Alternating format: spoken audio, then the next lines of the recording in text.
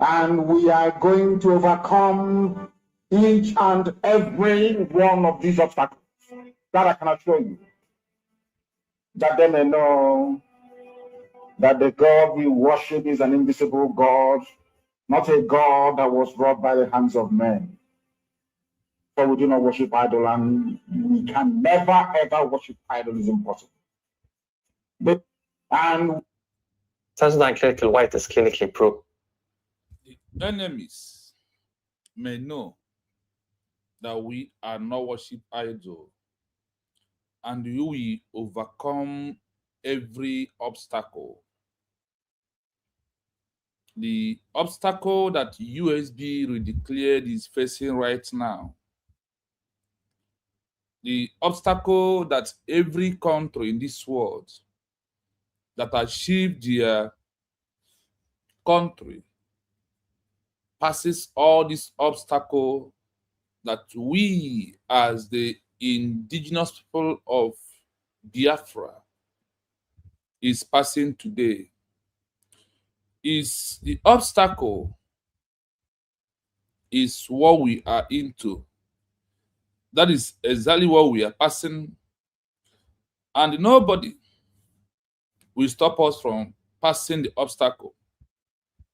Everywhere, meaning Biafrans, genuine Biafrans, we are going to pass this obstacle of saboteurs and betrayers. The same way a country like Namibia in Africa passed the saboteurs and betrayers is how we are going to pass our own. They may know that Chukwu Okabiama, who lives in heaven, is the author, the Alpha and the Omega, or who mandated that Biafra must be a country. That is why we are still exist in this world, despite all the obstacles, despite all the try from the British and Nigeria and their allies that want to wipe us away. But because of that, our life is in the hands of Chukwu Okabiama.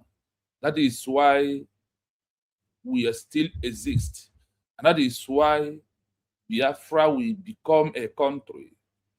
If you know what it takes the Israelites for them to become a country, that is where we are today.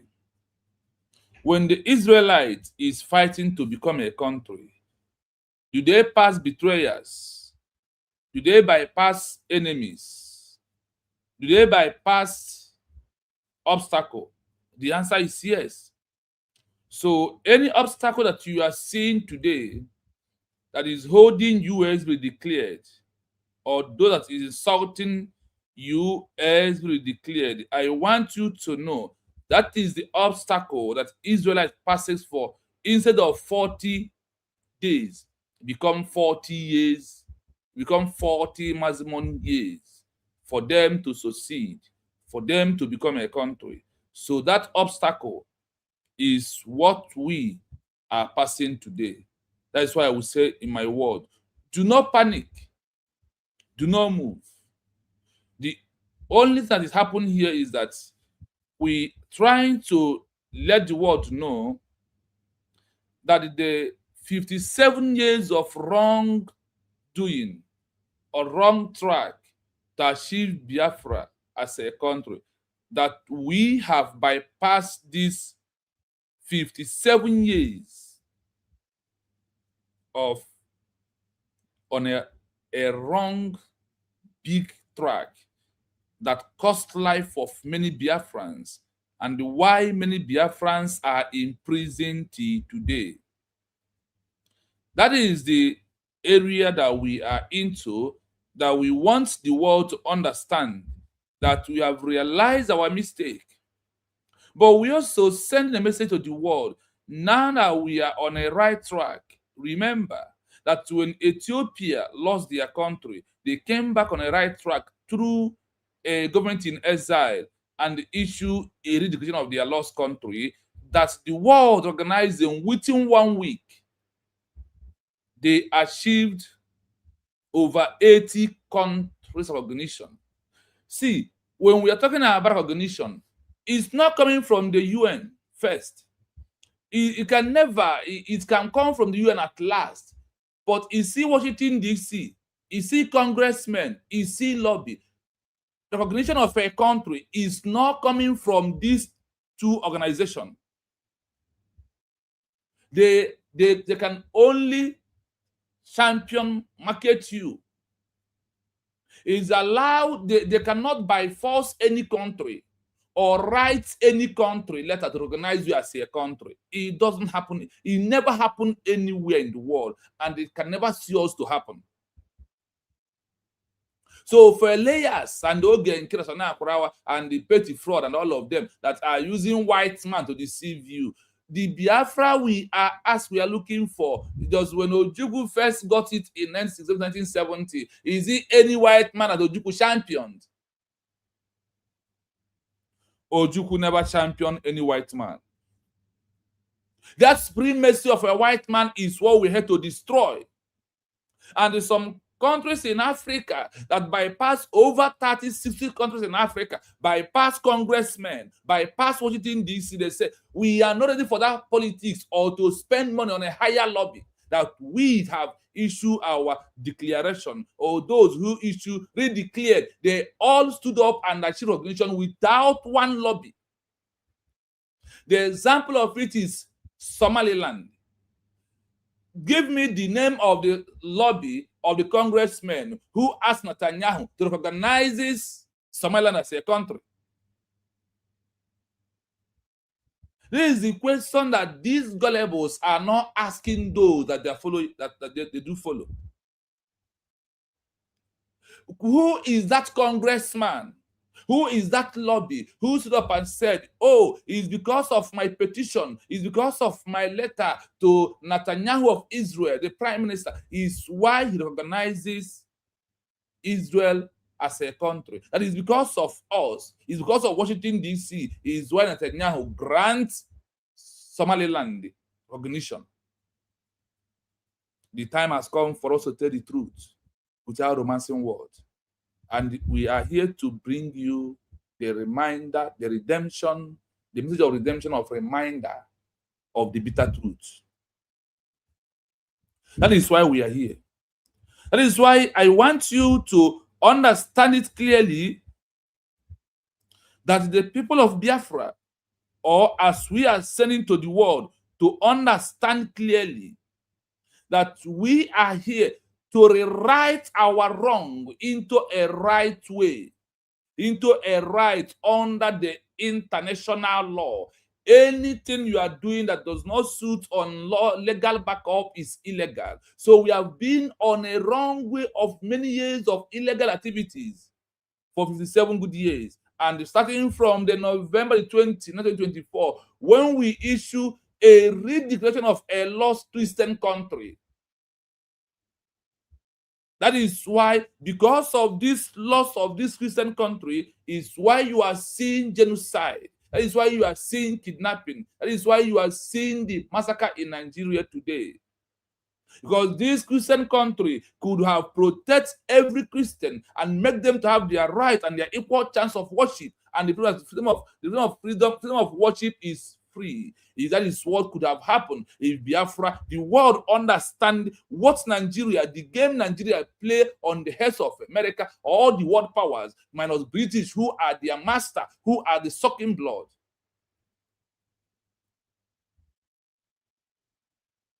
That is why the game, what is happening in Nigeria is quite different from what is happening to any other country, because one thing is there, that Nigeria only is about Islamization of the Christian people, because of Nigeria is a member of OAU, Islamic Christian organization,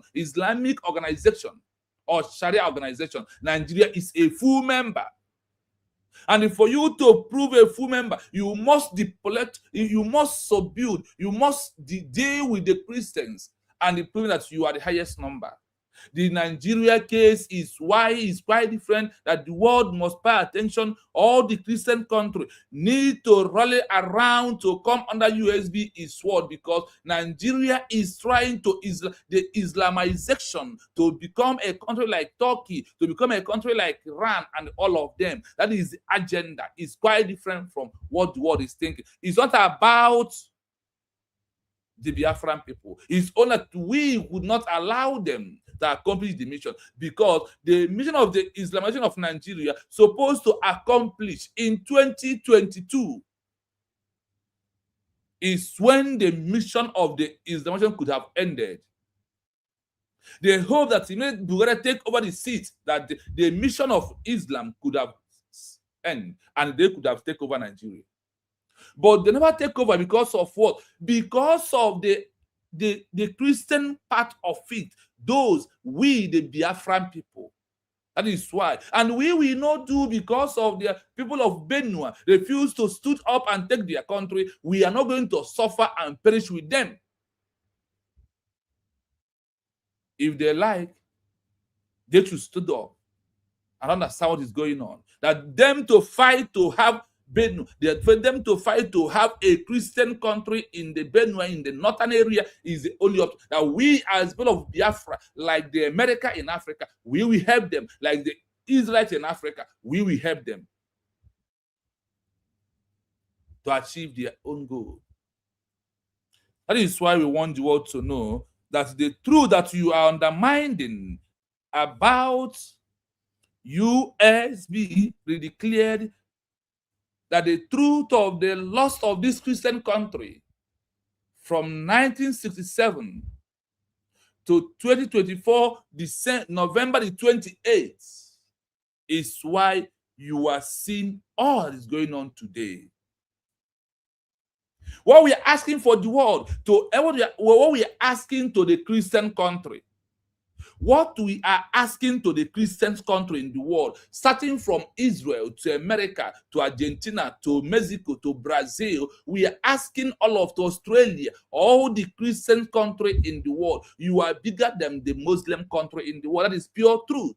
We are only asking for recognition so we can stop the genocide. That the Christians will have a way to worship like the way you worship in Argentina, the way you worship in Mexico, and every other countries in the world. That is why we are calling quickly to grant USB declared the Christian country that lost it in 1967. Then November the 29th, this Christian country redeem who we are by first of all, transition officially into a government in exile. And from there, we issue official re-declaration of our lost country that we lost in 1967 in the continuity of the old into the new. That is why we give it the name United States of Biafra. It's not a new country, it's old one that we rebrand into a new one to suit on the international criteria and the international level of it. Once you issue a declaration or you redeclare the old one, every template you must follow is a template of the international community, not your own template. At the same time, when you issue a peaceful declaration or redeclare under the peaceful, you can never go violence. But under self-determination, when the oppressors came to your town to destroy you, you will raise up to fight back. That is what they call self-determination. So we are asking the world, if the love is real, if proving that we are also Christian country is true, that is why we are asking every country that is a Christian country in the world to grant recognition so we can be able to stop this ongoing genocide. We are the one that have the power to stop it. And because of us is why Nigeria never finally proved Islam. That's why the British know that Nigeria is an Islamic country. We cannot bow down. We will never go to Islam. That is why we are asking, in one of Mazi Esn&Mnk interviews said that we are asking to go back to the way we are before the white man who came, before the evil British came to destroy us. The way we are, there is no genocide, there is no kidnapping, there is no raping, there is no beheading. And we already signed treaty in 1884 to manage our resources by ourselves with the British. When the British find out that, oh, these people are too intelligent, they decide to destroy it. Britain was the one who destroyed the treaty that had been signed, not by Biafran people, not by all Eastern region people. They are the one who destroyed everything. And destroying of everything till today is why people are facing the genocide that is happening. And we have proven that when you lost country, when a country has existed for 3 years, you lost your territory. You don't need UN to come and connect self-referendum for you or referendum vote for you. No, you don't need it. I have checked all the countries that have lost their country. UN has never come, or they call UN agree to come and conduct referendum for them. No. They stand on their mandate. All their argument is that what we redeclared is the continuity of the old one into the new one. We never issue a redeclaration of a new one. No, it's because of the word peaceful redeclaration proving that is on the continuity of the old into the new. So if you, like IPOB, calling UN to conduct a referendum, you were a big fool because you never knew that under the Constitutional International Law that Biafra was a country that existed for 3 years before we lost hand over the territory back to Nigeria. And now we need to take it back. You don't need to go and call. What we need to do is we only need to issue what? Redeclaration. We redeclare it back. We redeem who we are. We retake what belongs to us. We rewrite our constitution. We prove that we are a population. We prove that we have a capacity to sign treaty with agreement with other countries. We prove that we have a territory. That territory made up of Biafra in 1960, 1970 is what we have reincarnated back. So you must think. It's not that I'm fighting for Biafra. You are making noise without knowing the criteria to achieve Biafra as a country. So on today's program, our headline today, because of our time, you see, this madness must stop. The madness must stop.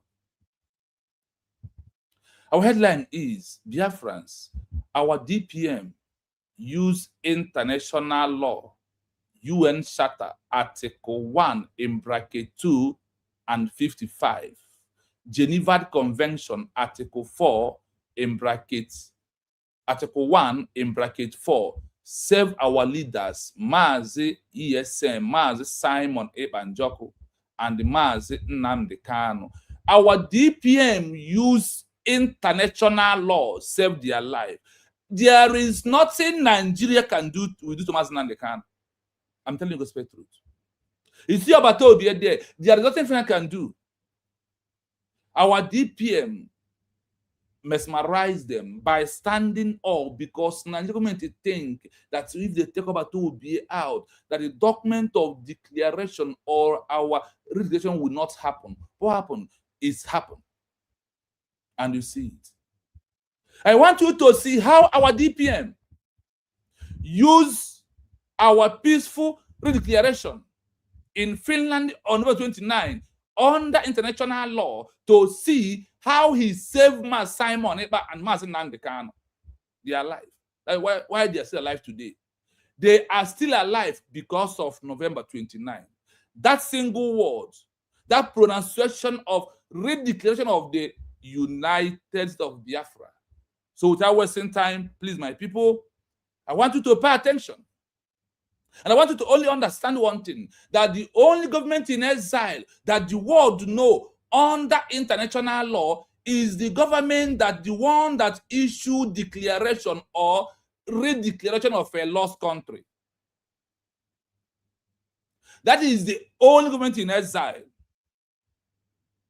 No other one. Under the international law under the Montevideo Convention, under Geneva Convention, under Vienna Convention, under UN Charter. These are the laws that guides the government in exile that issue war, that their leader was arrested, that quickly the only way to save their life, to change the status of from the common criminal to local cases, to international cases, is by what? By what happened in Helsinki, Latvia, Finland, November the 29th. That is why I give you where you need to go and check by yourself. Go and check, type on your phone, UN Charter, Article 1 in bracket 2/55. Go and check Geneva Convention of 1949 and the existing Protocol 1 of the 1977, Article 1 in bracket 4, Montevideo Convention, Article 3 in bracket 7. Go and check. So we are going to go into the full program. You hear it from the law. You see, the Biafra where we are right now is beyond our local reasoning. Any government in exile without a declaration or redeclaration document in his hand is a fraud. Like Ogenkere, the man called Ogenkere, the only Igbo man who bears two Igbo names at a time, the criminal. That is why their government in exile, their name is Ogenkere / Sonny Akwarawa, Automobile Mechanic Government in Exile. You see this automobile mechanic government in exile, where Sonny Akwarawa in Kevin is repairing phone like a Mapa Wallace, where Ogenkere is repairing car in Baltimore. That is why their government is what? Automobile Mechanic Government in Exile.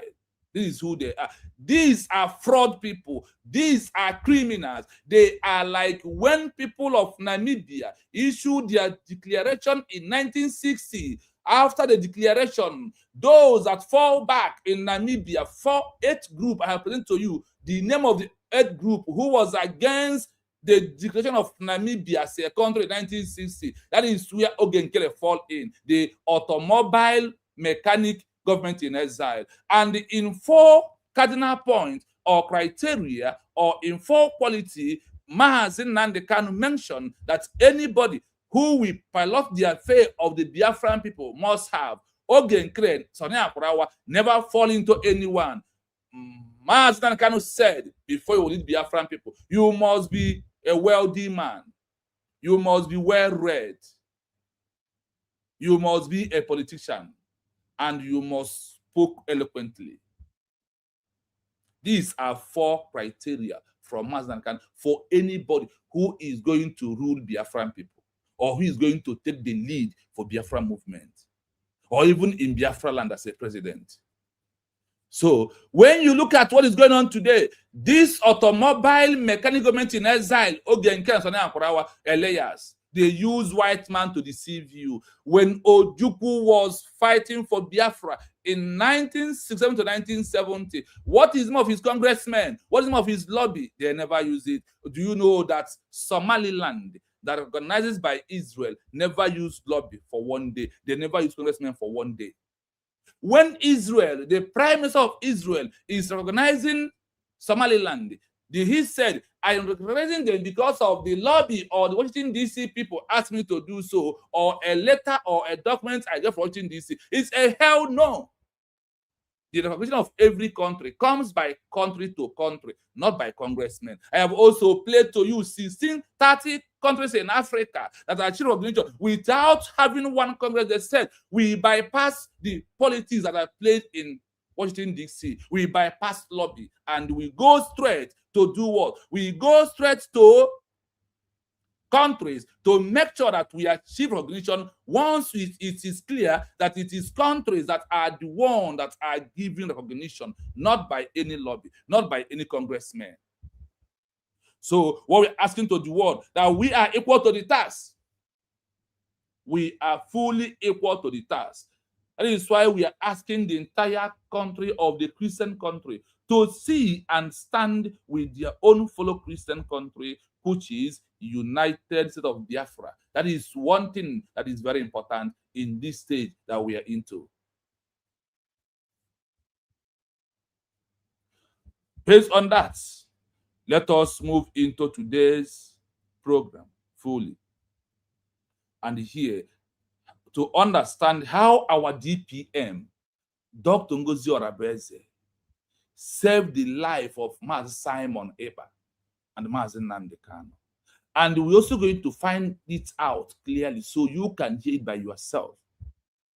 So you will understand who is on the right track for the world to talk about Biafra and why the world is talking about Biafra right now. So on that reason, let's go into the program fully. Listen to the audio. I will play it 2 times. After that, we are going to analyze it properly. But before I go into that, we are going to do what? We are going to go to comment section. Now, our brother Amachi Gozie is first person today. He said, hashtag, I am a citizen of the United States of Biafra. That is a standing on existing protocol on this page. He also said, hashtag, Nigeria must go. Biafra is a nation. That is where we are. And here we have our brother, our sister, our Bridget. Thank you so much. Good afternoon from my side. Good afternoon from here also. Thank you so much for being here. And here we have Uchenna, my brother. Oh, thank God, from homeland. Hashtag, I am a citizen of the United States of Biafra. Thank you so much. Thank you for being here at all time. Hashtag, Nigeria must go out of Biafra because Biafra is a nation now. Thank you so much. He also said, all hail Biafra, land of the rising sun. Mazi Chino, good morning from here. Good morning from here, my brother, too. Thank you so much for standing on this protocol. Joseph Onwa, good morning, my brother. I agree to say, please stand on the existing protocol. Ugo Best, good morning. Good morning, good afternoon, good evening, people of Biafra. Good morning. Thank you. See your comment. Thank you. Stand on the protocol. Yes, you now, Joshua now has stand on the existing protocol. Hashtag, I am a citizen of United States of Biafra, USB. Hashtag, Nigeria must go out of Biafra territory. He said, thank you so much. And then we have here also, we have him again. I agree the Geneva Biafrans all over the world to stay on the course, stay the course of our freedom. Yes, I see you. I see you, Agonna. Thank you. Hashtag, I am a citizen of United States of Biafra. Hashtag, Nigeria must go. Thank you for that. I see you here. Oh, Joshua said, we go nowhere. Rather, we stand with our government USB led by NGOZI ORABUEZE, the DPM. That is where we stand. That is the pure truth of where we are. Then we have those are imbecile in the building. Those that are criminals. We don't mention them in our platform. We don't read their comment. What we do is to just read what they are. We frustrate them. Korea movie. I see you. Hashtag, I am a citizen of United States of Biafra. Chioma said, God bless Biafra and Israel. Thank you so much. We are moving speedily to that. So as we are moving now, and we have read all of you on the comment section, based on that, listen to today's program.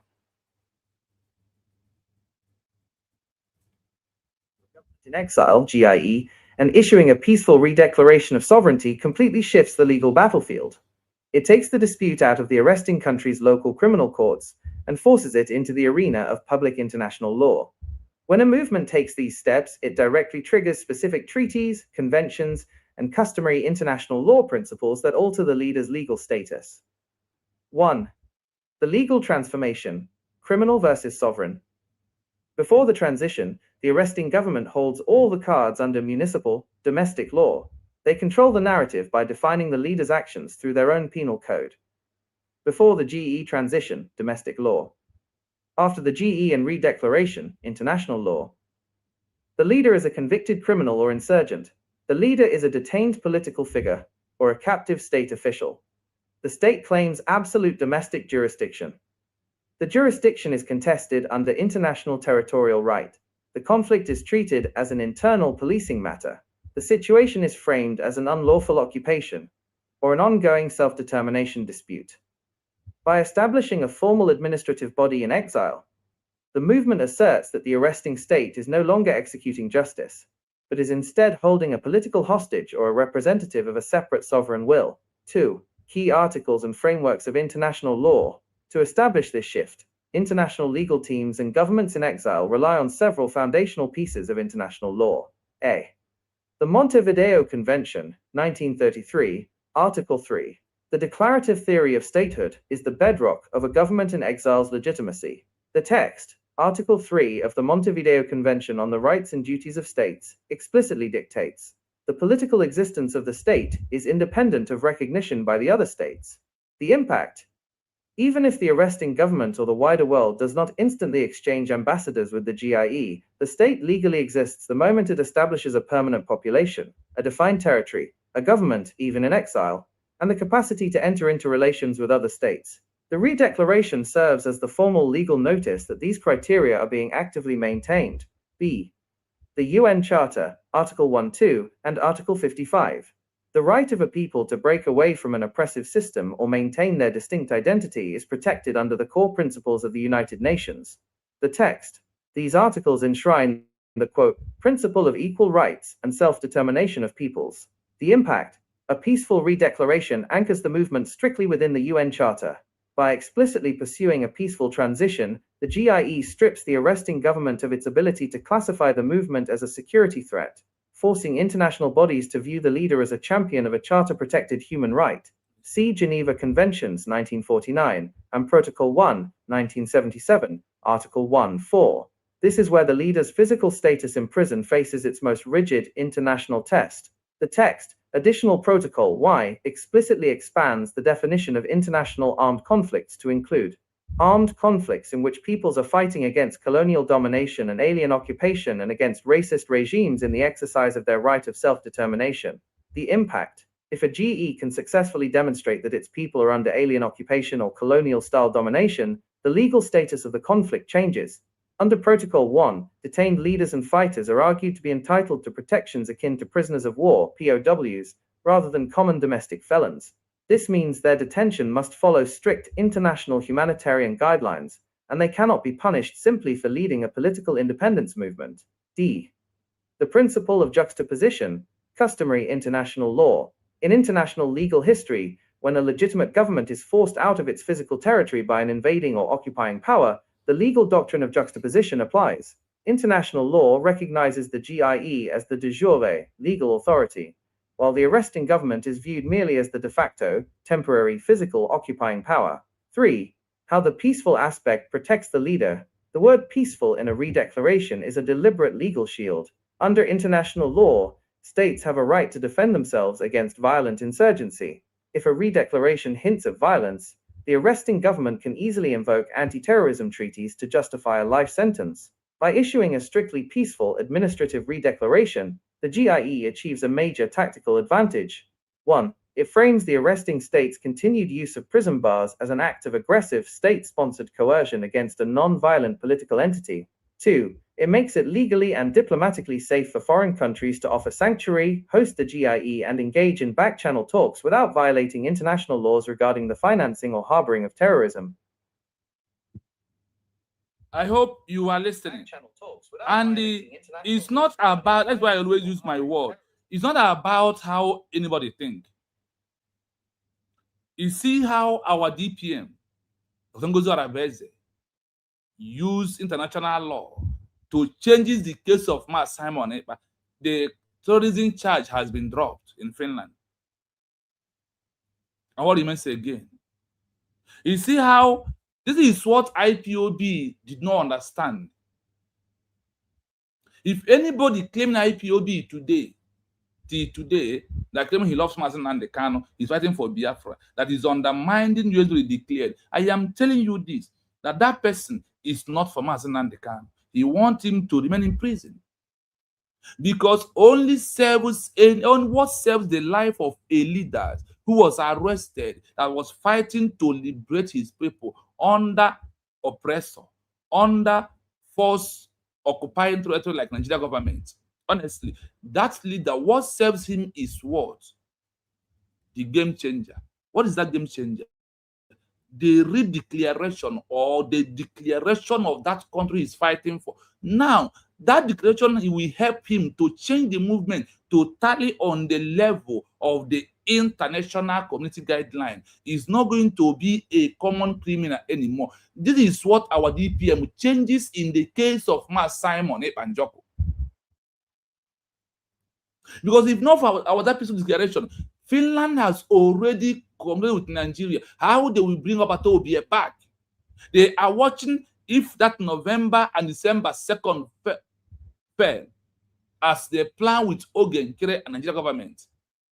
Because Ogenkere voted that he don't want Biafra to declare at all. What he voted in Finland was for them to go back and wait until ORABUEZE comes out. And if Biafra was not really declared in Finland, ORABUEZE by now, I know Nigerian could no longer be alive till today. James, you are welcome. Thank you, James. Thank you so much. That is the areas I want you to be thinking as we are doing this program. I want you to see what our DPM are, how it's marked all these criminals that came to fight for Biafra. And you are here today. The one called Eze, you are here today. What happened in IPOB is happening here again. And you could not reason for once. When Mazi Esn&Mnk take over the movement, all IPOB was against him. He changed his narrative. He put it into government in exile structure, and there was against it. And today, our DPM moved to another level from where ORABUEZE was planned, what he was planning to do. What is the thing that is under these people is, I'm asking myself, is this. Who planned this our going to Finland in the first place, in the second place? It's not about Esn&Mnk. For the second, what was the plan? The plan is to go and do what? To issue a redeclaration of our lost country. For Biafrans to come back to Finland in a full number of over 1,500 and travel to Finland to stand and put their signature that Biafra has been redeclared. That is the reason why ORABUEZE was talking about coming to Finland. Did he come to tell them, oh, let's come and do party? I'm having bed. The answer is no. There is one particular mission why he arranged for Finland. And that mission is why Nigeria take him away. That Nigerian government and their allies, their advisor, this is the same way we have allies, we have lawyers, we have those who advise us. In the same way Nigeria have who advise them. They advise them that the best thing you can do, if you don't want things to happen, is to take Esn&Mnk away. And they never knew that ORABUEZE already prepared somebody. That Chukwu Okabiyama already prepared a woman who will stand up that day and issue it. Why did Ogenkere voted? In the voting in Finland, we have it. Ogenkere voted that he don't want Biafra to be declared. That they should come to Finland and dance and go back.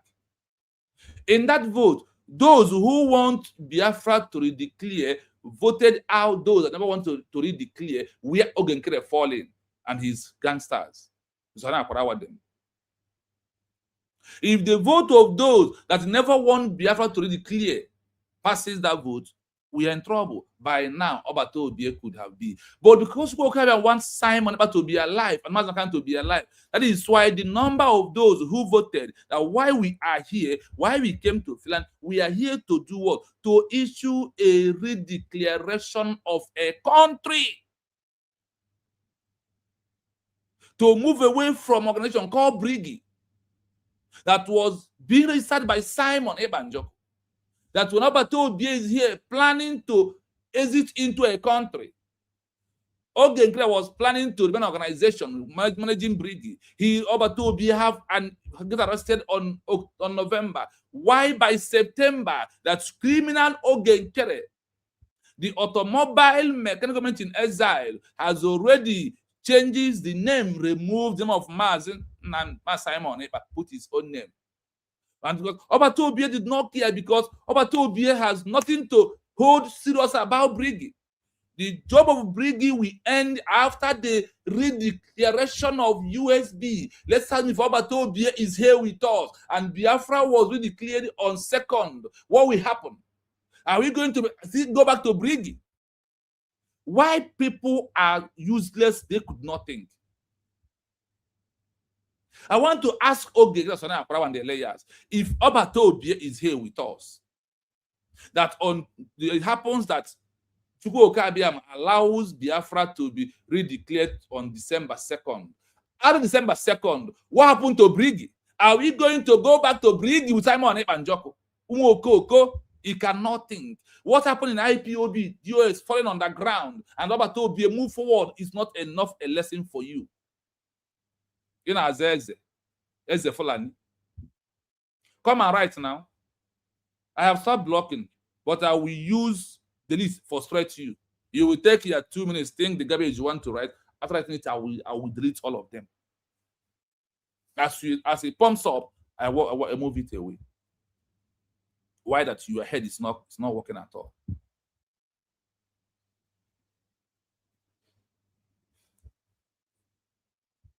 Listen to this, how our DPM use international law, UN Charter Article 1 in bracket 2/55, Geneva Convention. Do you know about Geneva Convention?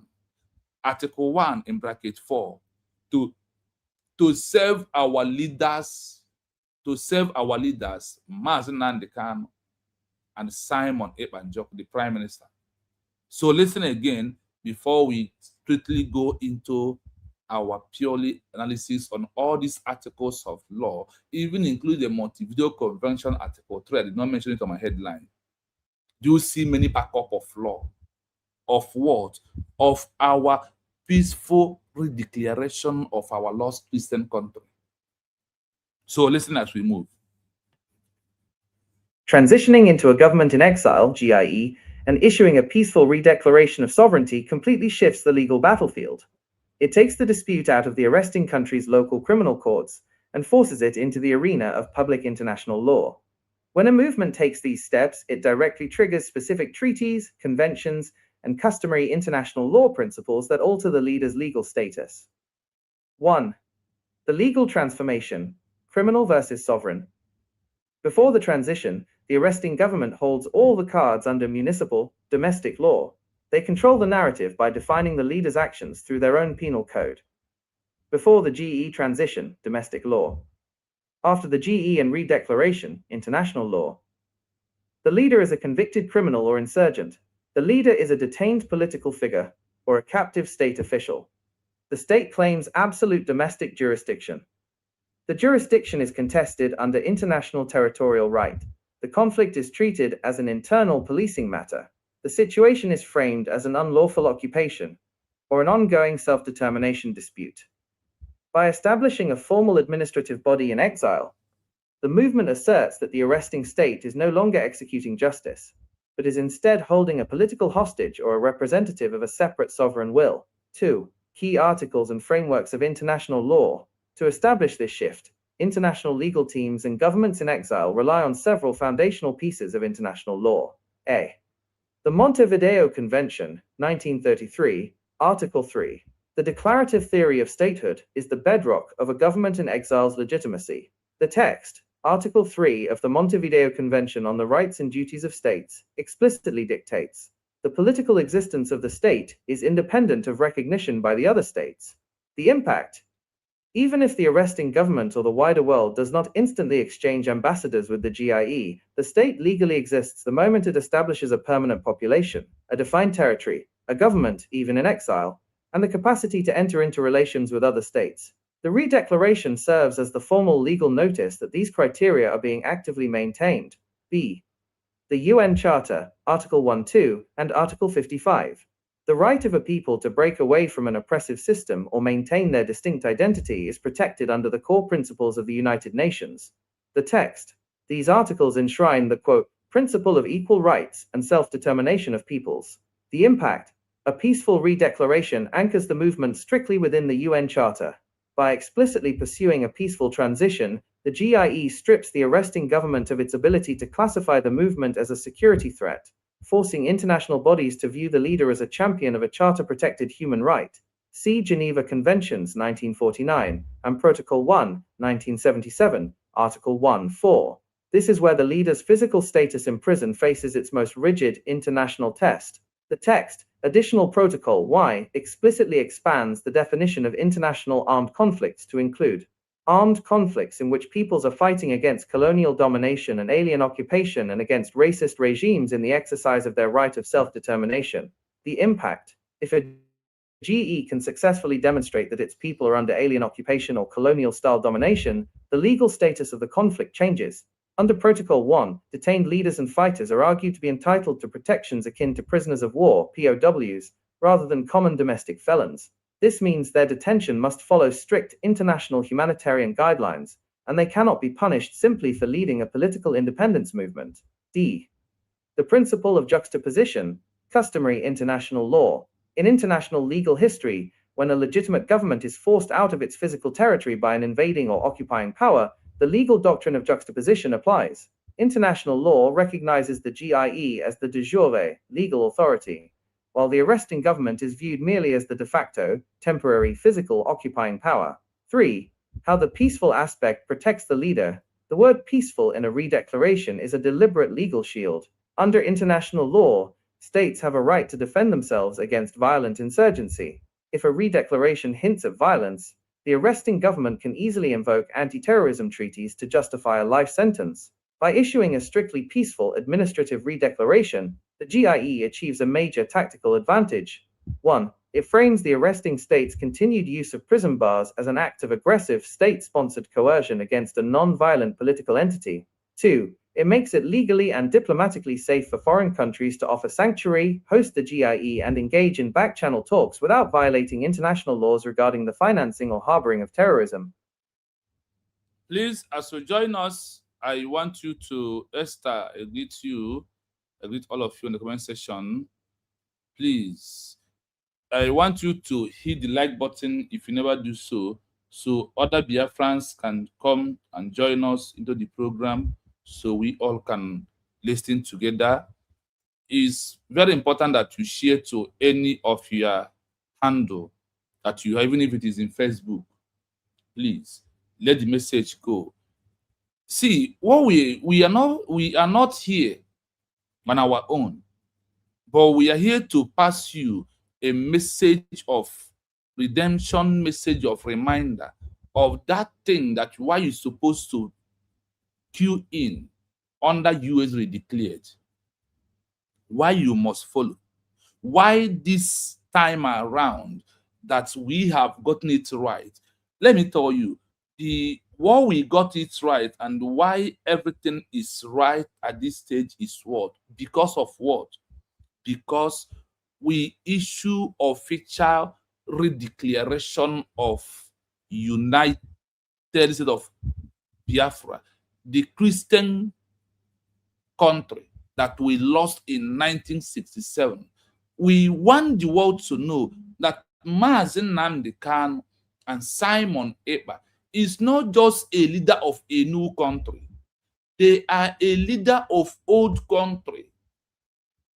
We did not issue, or when they are here with us, they are not piloting their fate of a new country. They are piloting their fate of a country that have already existed for 3 years.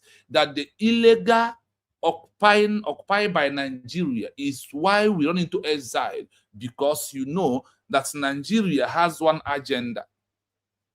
And that agenda they have, the only that has been interrupting this agenda from time immemorial is the name Biafra. Through Ojukwu, little bit of Wazike, down to Mazi Esn&Mnk, down to Simon Ekpa, to our DPM, Dr. NGOZI ORABUEZE. We did not issue the creation of a new country. We, in that old one, proving that it never dies in what we are doing this time around. We resurrect the old one into a new one. What does it look like when you take an old cloth to a good dry cleaner? When the good cleaner did handle the cloth cloth will turn into a new one. That is what that cloth is not old, it's not new one, but it's old, the same old cloth. But depend on the speaker of like who handle it. So now we, the people of Biafra, have realized that we need to redeem who we are. And the only way we can redeem who we are, the only way we can stop the genocide, the only way we can stop the Islamization, what happened in Afghanistan not happen in Nigeria. Well, that is the method. What happened in Turkey? What happened in Iran? These particular three countries, there is something that happens there. What happened? What happens there is that these countries, they are never in all become Islam country. No. The method of Nigeria is the method they used. So today, Nigeria is using this method of Afghanistan, Turkey, Iran. And these are the best friends of Nigeria, proving also Nigeria being a member of the Islamization organization. You see how it happens. So that is why that we, the people of Biafra, said, no, this is not who we are. We want to go back to the way we are before British bring their death sentence called Nigeria on us. And we said no. We reject it finally again. We reject it finally again on November 29, 2024 is when we reject the death sentence called Nigeria that being brought by British amalgamation. Today, when you go to the amalgamation house of Nigeria, you will run. You will know why Nigeria is not a country.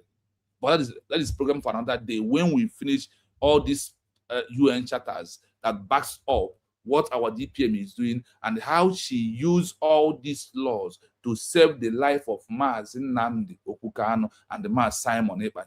Why Obatobi is still alive is because of what happened the same November the 20th, 2024, that Ogenkere never wanted to happen, because Ogenkere, in arrangement of the Nigerian government and Finland, their arrangement is that they will send Obatobi back to Nigeria. And that is all. That is why when they have already concluded this in September, that is what gives Ogenkere the morale to change his name of Obatobi and put his own name into that document that Obatobi used to register Briggy.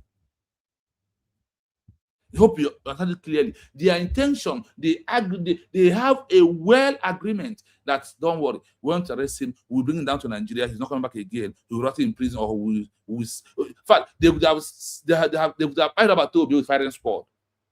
His case will not last 3 months in the hands of Nigeria. That is the plan. That is the plan of Nigeria government with Ogenkere. That is why Ogenkere voted that he never want Biafra to be redeclared at all. Not even on second. What he wants is he wants it not to be redeclared so that Nigeria government will see a way before December 10 or 15, bring down Obatobi to Nigeria and its end. But our God, our Chukwuka said no. By using our DPM to use all this international law that is keeping Mazi Simon Ekpa in Finland today. If not for this, we are doomed. But Chukwuka has his own way. Because what happened, like I said before, is that we propose and God dispose. When man propose, God dispose. Chukwuka knows that Biafra is a Christian country that worship him alone. And there is no way you will be you are going to be the one to decide the day that country will come. Because Mazi Esn&Mnk said it's a miracle that's going to happen. Now, Chukwuka said, okay, you have proposed second. I propose 29. Because of Chukwuka has proposed that Biafra will be declared on 29. That is why it was declared. And also in the benefit to save Mazi Simon Ekpa, and also to remove the bloodshed that could have been on the second. Because on that second, Chiamaka Ajere with Ogenkere and all of them has planned how that Finland Convention will become what? Violent. And you will hear when I'm going to analyze that area here, that if you are issuing a peaceful declaration and it happens that fight goes on there, that Nigeria government has a law they will invoke against us. That was the plan of Ogenkere and Sani Aparawa and the layers, because they want to continue making the Biafran people with the government of wars, the automobile mechanic government in exile of Sani Aparawa and Ogenkere. We are a phone repairer and a car repairer in Baltimore are proving that they are the one fighting for Biafra. I want to understand. So let's go into the full program of today fully. So listen as we move. We will play, we will pause, we will analyze, we continue.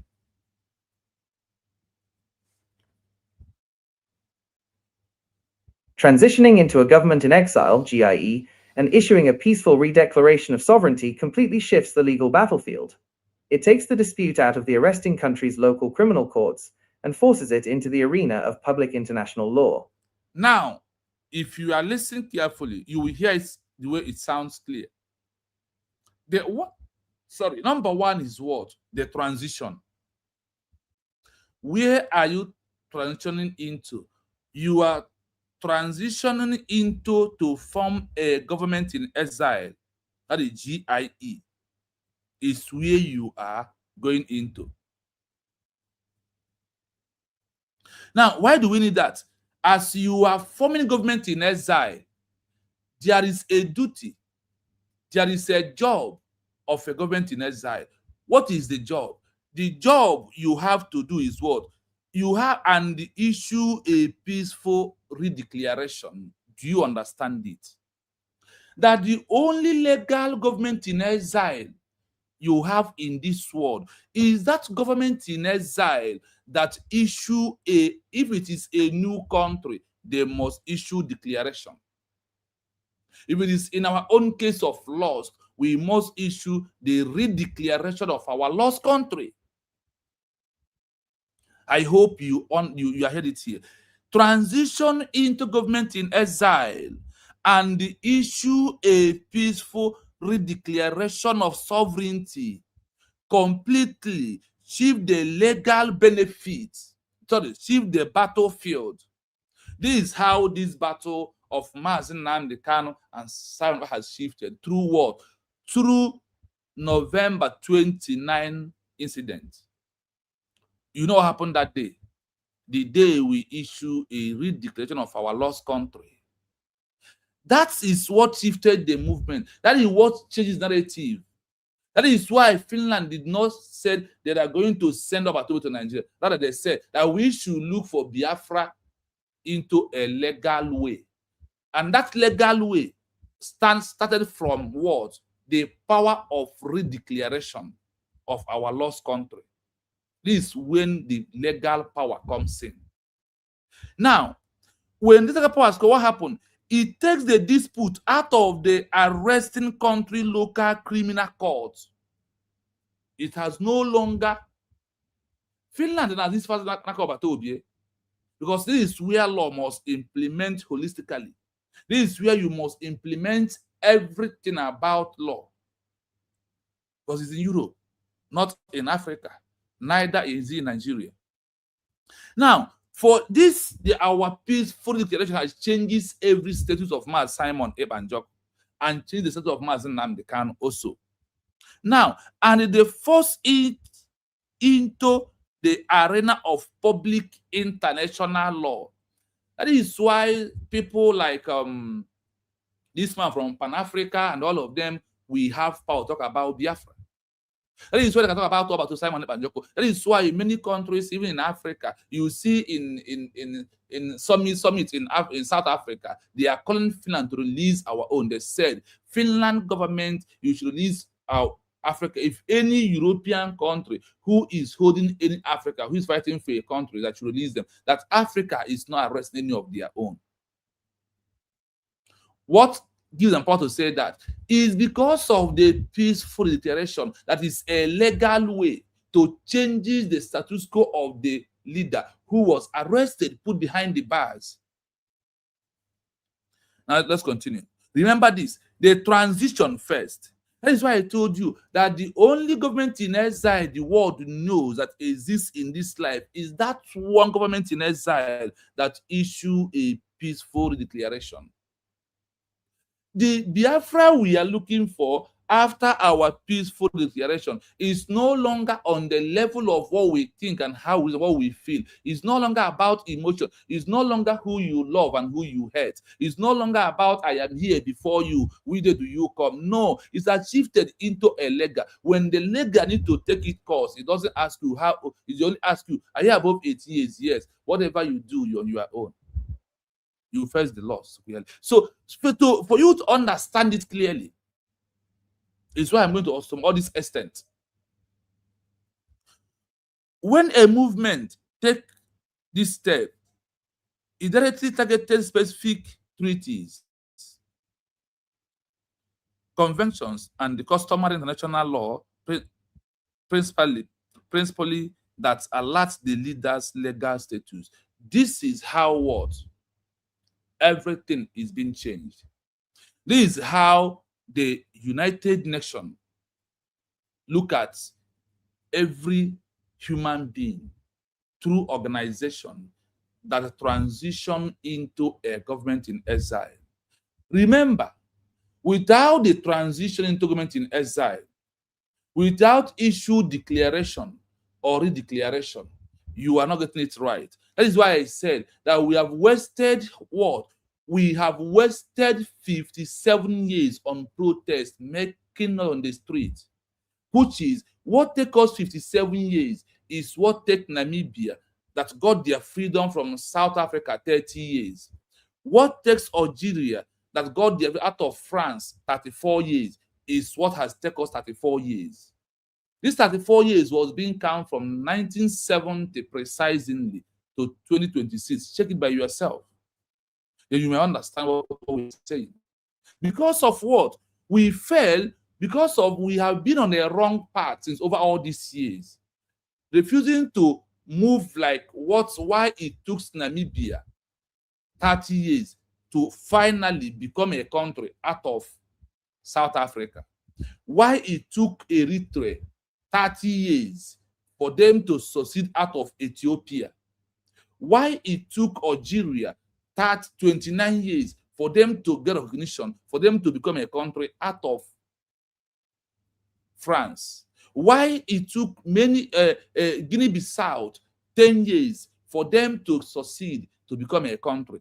That thing that took them these 2 years is what has took us 57 years. Because of what?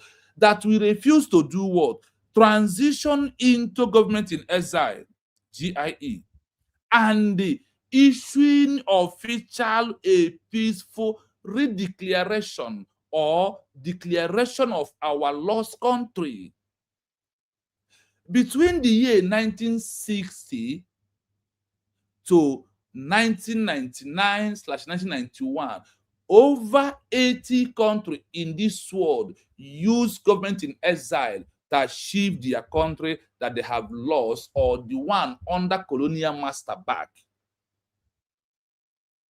And those that their leader, like Nelson Mandela, was in prison, his people transitioned into exile in a part of Africa and London to continue the movement. When Jomo Kenyatta of Kenya was arrested, he on the month to declaration of Kenya as a country under the Mau Mau uprising, what happened? Then he was arrested by British, put him in prison. He was in prison for almost 5 to 6 to 10 years. His people outside issued the declaration of Kenya.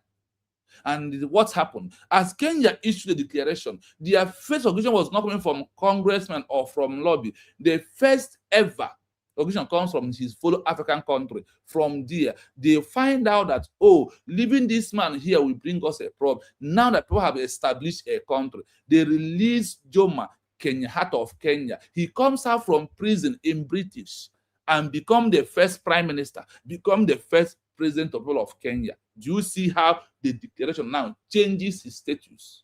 This is what IPOB did not understand. Now, our DPM, Chukwu Okabia, might help our DPM, Dr. ORABUEZE, to understand and study these articles of the law and why that the only way to save the love of Simon Ekpa first.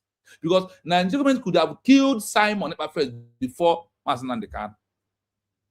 And they wanted to kill Obato without wasting time by firing sword, hoping that Ogenkire will stop our peaceful redeclaration. So there we have power to use their local criminal law to do what? To judge him. Look at it here. They said, transition government in exile, GIE, and the issue what? And the issue official peaceful redeclaration or declaration of a sovereignty completely shifted the legal battlefield. It takes the dispute out of the arresting country local criminal court and force it into the arena of a public international law. You see what our DPM did. That is why Obato Obie still remain in Finland. That is why he's still alive till today. That is why I'm telling you that our DPM, Biafrans, our DPM will use international law, UN Charter, Article 1, in bracket 2/55. Geneva Convention of 1947/existing protocol 1977 in chapter 1 to serve our leaders, Mazi Esn&Mnk, Simon Ekpa-Njok, and Mazi MMK, Mazi Nnamdi. This is how they have their life today because of what you never valued, because of what happened in Helsinki, Latvia, Finland, November 29, 2024. Just continue.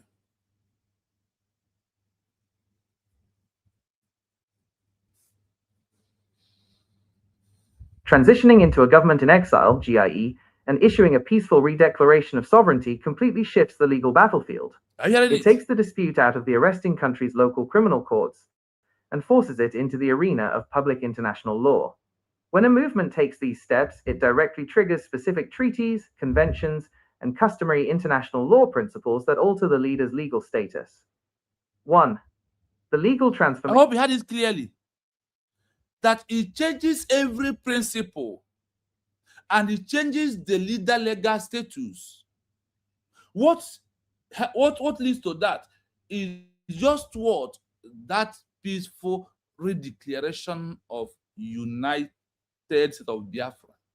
This is how this game is being changed. And this is how the world treats such a case. That's why I told you that this is the first time we have ever gotten it right through our USB declared. Now, on this, the legal transformation, criminal versus sovereignty. The legal what? The legal transformation. Now, let's see how this peaceful declaration, that is a legal step, number 1, how this legal declaration transform the criminal court of the oppressor into a sovereign state of the leader who was incarceration. Let's listen. Criminal versus sovereign. Before the transition, the arresting government holds all the cards under municipal, domestic law. They control the narrative by defining the leader's actions through their own penal code. Are you hearing it? Nigeria identifies all the actions of Mazi Esn&Mnk through Nigeria penal code, their own code. Then Obato Obie, Simon Ekpa, the same thing could have happened if there is no declaration. If not for the sake of our declaration, the same thing will not happen. So they can use their code to bring him back. That is why they paid Ogenkire to stop the redeclaration of USB. So they can be able to bring Mazi Simon Ekpa back to Nigeria government and use Nigeria law to buy him without wasting time. In order to America family. But Chukwu Okabiama said, no, Simon will be alive. NGOZI go on. That is why Chukwu Okabiama, his spirit pushed those who agree that minus Obato Obie on behalf of him, that we should stand and issue that declaration December 29, November 29. Do you know why this 29 was sacrosanct this November? It's because of Chukwu Okabiama choose it, not our DPM, not even those who voted. What happens is that Chukwu Okabiama use them to do the work. Now, in their code of Nigeria, in the code of the oppressor, in the code of any country who is a leader, who arrested a leader who is fighting for a nation, they have right to use their law to decide whatever they want. If there is no government in exile, that issue of official declaration, that is why the government use their law to Mazi Esn&Mnk, because the IPOB na Nigeria without know what they will do to save Mazi Esn&Mnk, except our DPM, Dr. NGOZI ORABUEZE. Before the GE transition, domestic law. After the GE and redeclaration. Before we transition, is what? Local law is what they use to judge the leader. Now, after GIE redeclaration, it now becomes international law. Before, when we are not that, they can use their nation, the domestic law of Nigeria or Finland to judge Simon Ekpa or Mazi Esn&Mnk. But after the GIE redeclaration, international law is what we implemented. International law is what's going to be implemented. You see the jargon of one Nigeria, hey, Mazi Esn&Mnk, they'll kill him by hanging, by firing someone. They cannot do it. They don't have power to do it. They did not have any monopoly of doing that. Do you know why? Because of our redeclared. Only that name of Biafra is involved that has been redeclared with the new one, United States of Biafra, is why they could not do it. Now, when you issue this a peaceful declaration, you have changes the game. It's no longer under the local domestic law. It becomes under the international law in a phase of the leader who was arrested. National law. The leader is a convicted criminal or insurgent. If there is no declaration, the leader is going to be convicted under the criminal law or insurgents or terrorists. But after declaration, listen. Leader is a detained political figure or a captive state official. Now, when you issue declaration, the leader now becomes, the leader is detained as a political figure or captive state official. Did you see it now? Do you see? It's no longer a leader who they use a criminal court, a criminal sentence on him, or insurgency, or terrorist, now, or treason. It has become what? The leader is detained. The leader is a detained prisoner figure, political figure, or captive state official because of the state. Now, when you look at this, you're asking yourself, those who is attacking our DPM, do you even at all sit down to ask yourself questions? What is the right and what is the wrong thing? What you did is the only way you are. If you love Mazi and Simon Ekpa, you can't love Ogen what he's doing. You can't love the oil what they are doing and they hurt our DPM. No, you're deceiving yourself because she is the only one who put it under the legal right. Let's proceed. The state claims absolute domestic jurisdiction. Yeah, the state, like Nigerian government, we claim whatever they want. Finland was claiming the same thing until they received the declaration document of USB. Finland was claiming the same thing until Finland received what? They received USB declared document. That is why today, in the case of Simon Ekpa, the criminal count charge, the terrorism count charge has been removed. Because of what? US will declare. It's no longer a common criminal. Finland cannot use their local law to judge him anymore. They are going to use under the international law to judge because of what? A peaceful declaration, because automatically he has become a prisoner of conscience. He has become a political prisoner, not just a domestic law that makes him a common criminal. The jurisdiction is contested under international territorial right. The conflict is treated as an internal policing matter. The situation is framed as an unlawful occupation or an ongoing self-determination dispute. By establishing a formal administrative body in exile, the movement asserts that the arresting state is no longer executing justice, but is instead holding a political hostage or a representative of a separate sovereign will. Are you hearing it? By establishing a formal administrative body in exile that issue official declaration or redeclaration, the movement sense that the arresting state is no longer executing justice, but it's instead holding a political hostage or what? Representative of a separate sovereign will. You see how our DPM changes the names and the judge and the crime or whatever Finland they claim they are doing on Obatobi. Also, Mazi Esn&Mnk. Anyone will note that why they are still dialoguing with Mazi Esn&Mnk every day is because of these laws. The world is watching.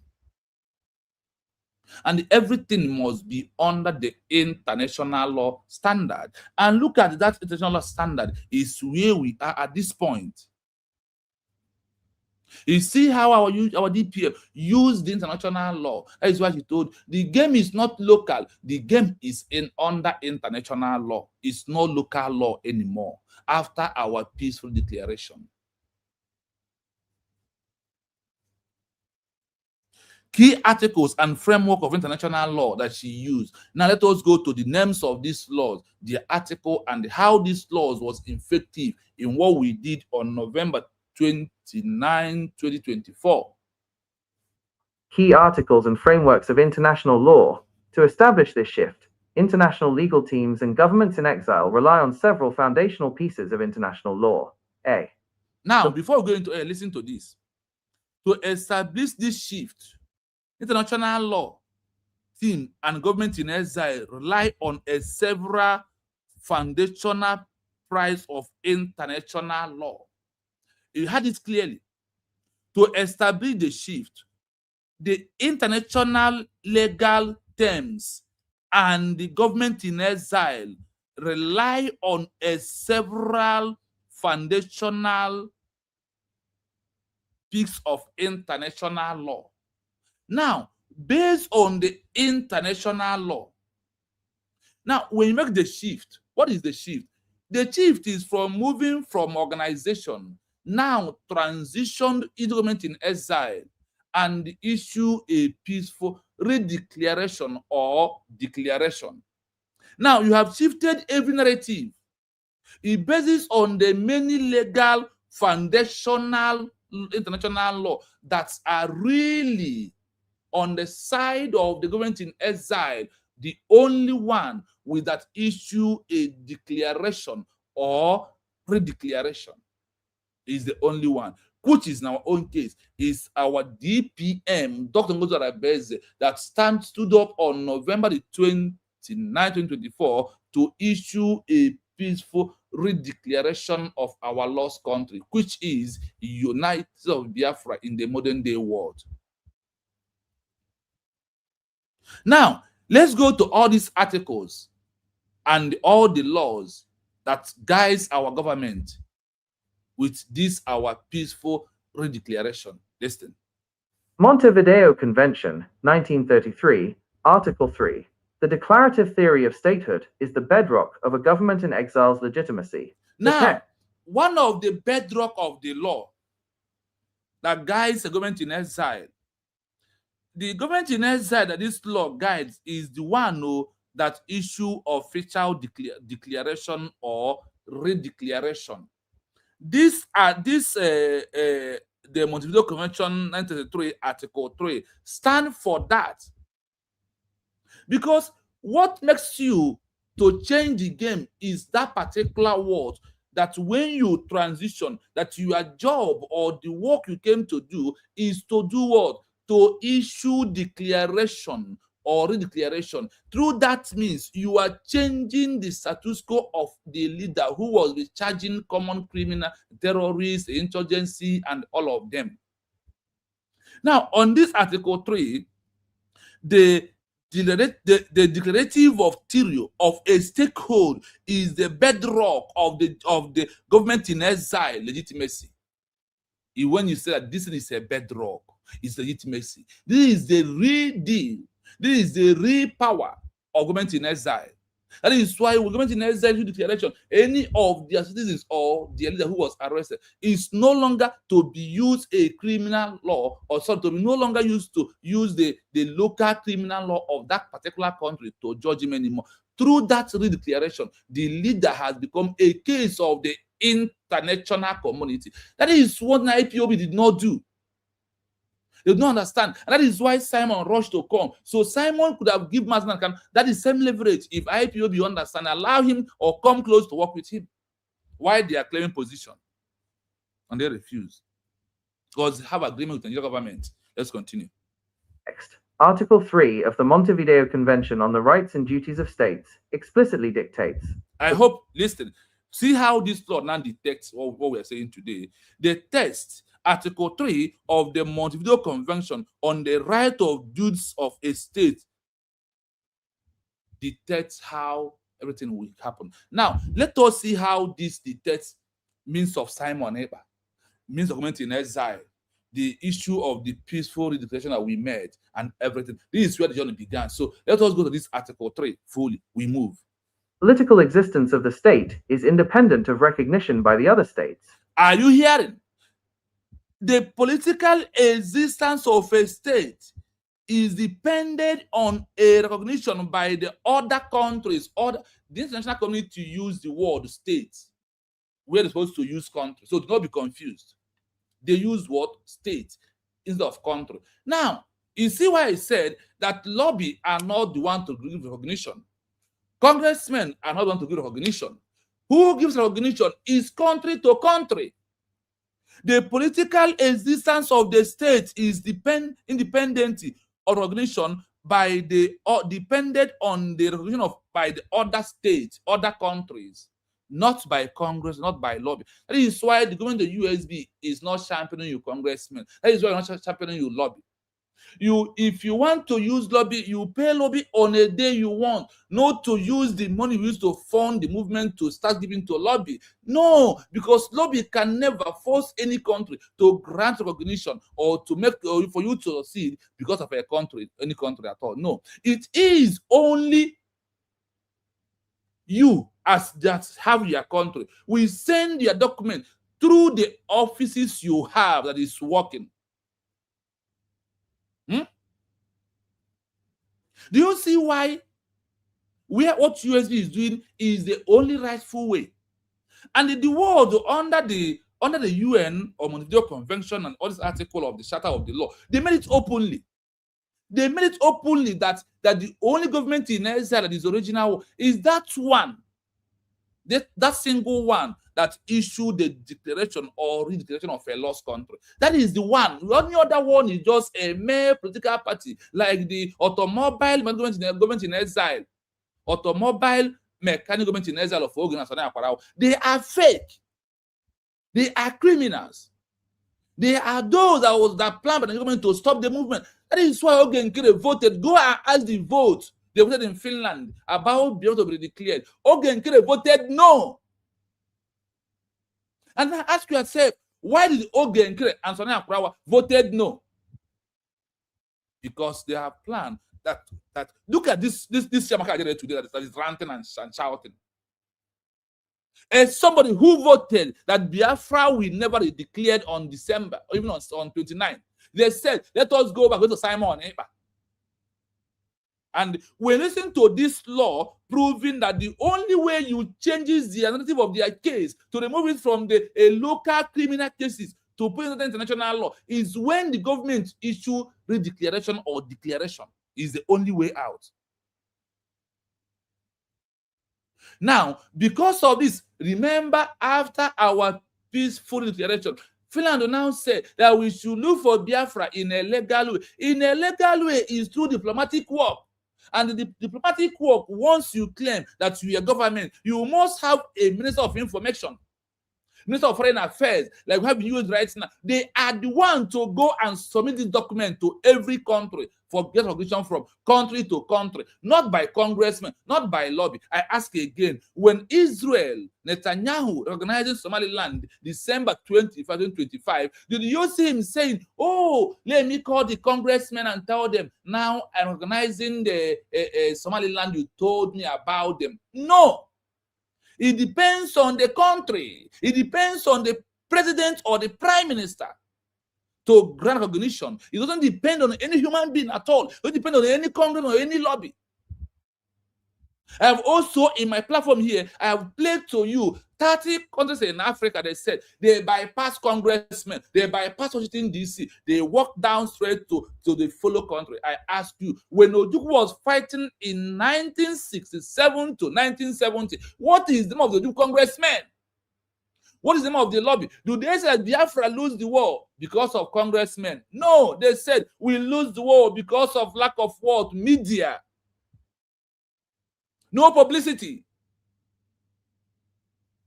When they send the criminal called Nnamdi Azikiwe to go and lobby, he went to the dialogue with the British and leave the movement and they come back, start dancing one Nigeria and deceive the Ojukwu. I want you to reason. I want you to reason. I want to understand why USV declared is why Simon Ekpa-Njoko is alive today. You don't know that? That is why you must thank that two man called NGOZI ORABUEZE. That is why you must thank her, this woman called NGOZI ORABUEZE.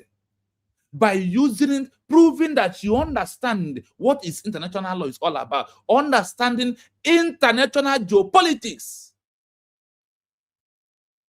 It's not how you feel. It's not about who you like. It's not about it's a woman, it's a man. It's about to implement a legal part of it. The legal doesn't have woman, doesn't have man. If you go to police, you don't call a woman police a woman. And if you see her, you greet her what? Good morning. You don't call her. You are at that moment, she's in the duty, she is what? She is sir. More sir to a woman. The law does not look at the woman's side when it's come to what we are doing. And without this, our peaceful declaration, I told you openly with law that Obato Obie could no longer be alive today. Because that was the arrangement between Ogo and Kere and the government. That is why when Obato Obie is here by November, the name was already changed by September. Ask yourself, why did the automobile mechanical government in exile of Ogo and Kere, why do they change the name of Simon Ekpa by September?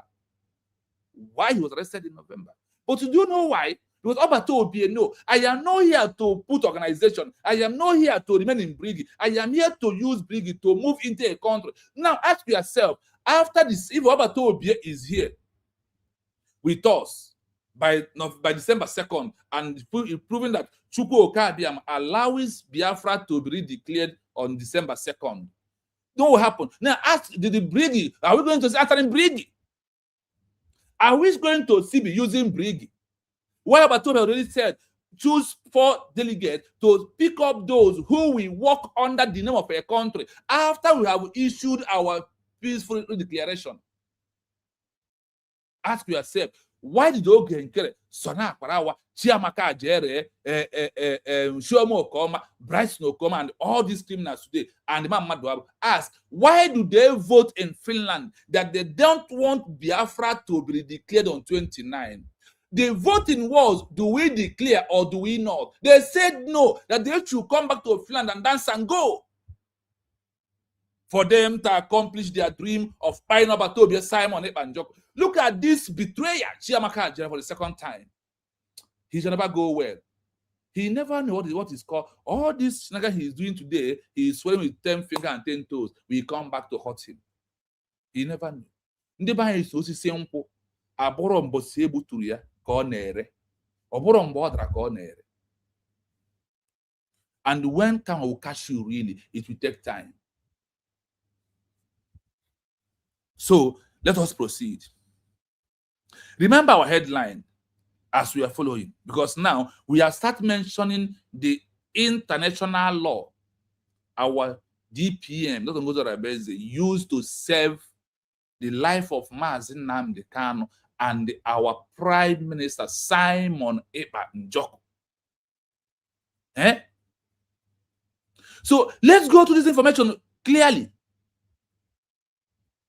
And when we go to this information, I want you to be remarking one particular thing in your mind. How the world address the original government in exile. They will always tell you that the government in exile we know is the one that issue a peaceful redeclaration.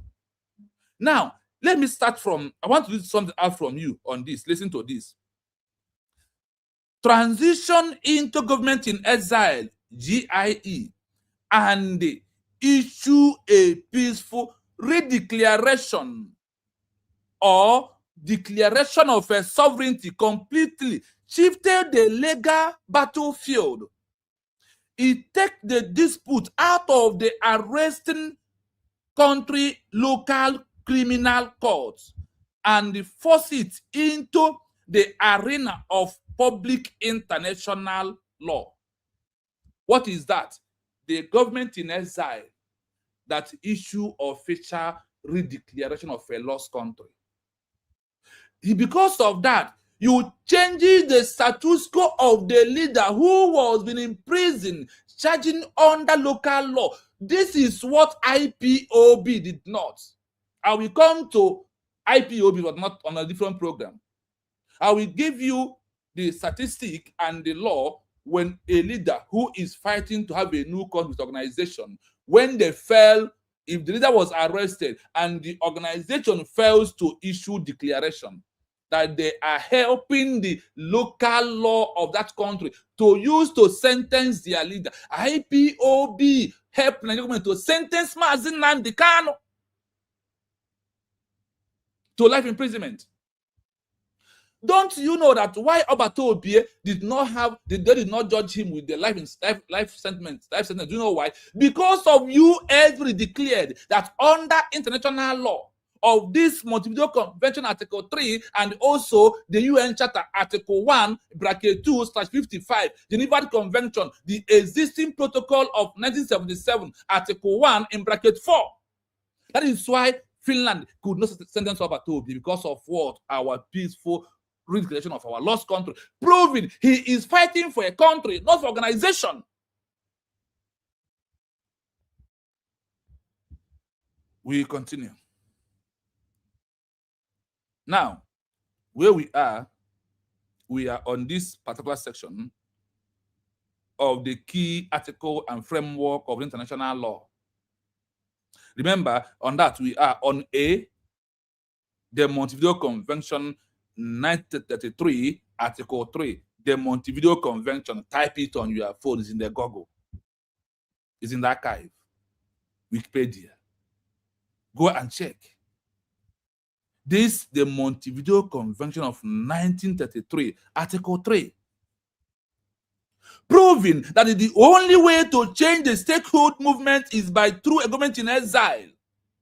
To unblock the local sentence of a leader after a peaceful declaration that transitioned them into the international law. And it now become the legitimacy of the group of the government in exile to the leader fighting for what? A sovereign nation. Now, the status has changed. The text, Article 3 of the Montevideo Convention of the right and duty of a state. Of what? Of a nation. I have already told you that international law use where they're supposed to put country or a nation. They use the word state. So whenever you hear state, know that we're talking about a country. The political existence of the state is independent of the recognition by the other states, not by the congressmen, not by the lobby. Country grants a country recognition. I ask you, December 25, 2025, Netanyahu of Israel granted recognition to the Somaliland. When he was calling on phone, just on a phone call, that from today, being December the 25th, 2025, we, the country of Israel, as I am the Prime Minister, we have recognized Somaliland as a sovereign state. Okwebie, do you hear any congressmen? And among the 30 countries in Africa that said, we don't want this politics going to Washington, D.C., Somaliland, they refuse to go to lobby. They said they don't have the money to give to any congressman or to any lobby, that they bypass the politics, the geopolitics of Washington, D.C., that they do not need it. They bend down, use the people in their government that are working to achieve recognition through state to state. State, you had it here, is state to state, not by congressmen, not by lobby, not by protest, not by 1 million men march. It doesn't give you a country. What gives you a country is the transition into government in exile and the issue declaration of a new one. If it's a lost country, you must redeclare it back. And from there, you will start seeking for diplomatic recognition through via your people that works in the office of the government in exile. The impact, even if the arresting government of the world or the white world does not instantly exchange ambassador within the GIE, the state legally exists. The moment is established a permanent population, a defined territory, the 40 states of the US will be declared. Once it said what? Identifying a defined territory. A government in exile, a government even in exile, and in the capacity to enter into relation with the other state, not to enter into relationship with a congressman, no, with a lobby, no, with the criminal layers, no. It's for you to enter into relations with other countries. You that issue the declaration with the name of your country and the document of the declaration. What is that? The signature of the 500 people who signed that they want Biafra as a country, also to present our safe referendum vote. And the next thing, the last of it is the grievances, because no country has recognition because of pity or emotion. Go and check. You must stand. You must suffer for it. You must prove otherwise that we are a country. That is the challenges we are facing today. Look at how this, our peaceful declaration, helps life of Mazi Simon. But that is what is being done in Finland. If there is no declaration, like Ogenkere was being planned by the Nigerian government, Obatobie is no longer alive today. Take it or you leave it. I will play the audio again before we go into B, which is the UN Charter. Listen.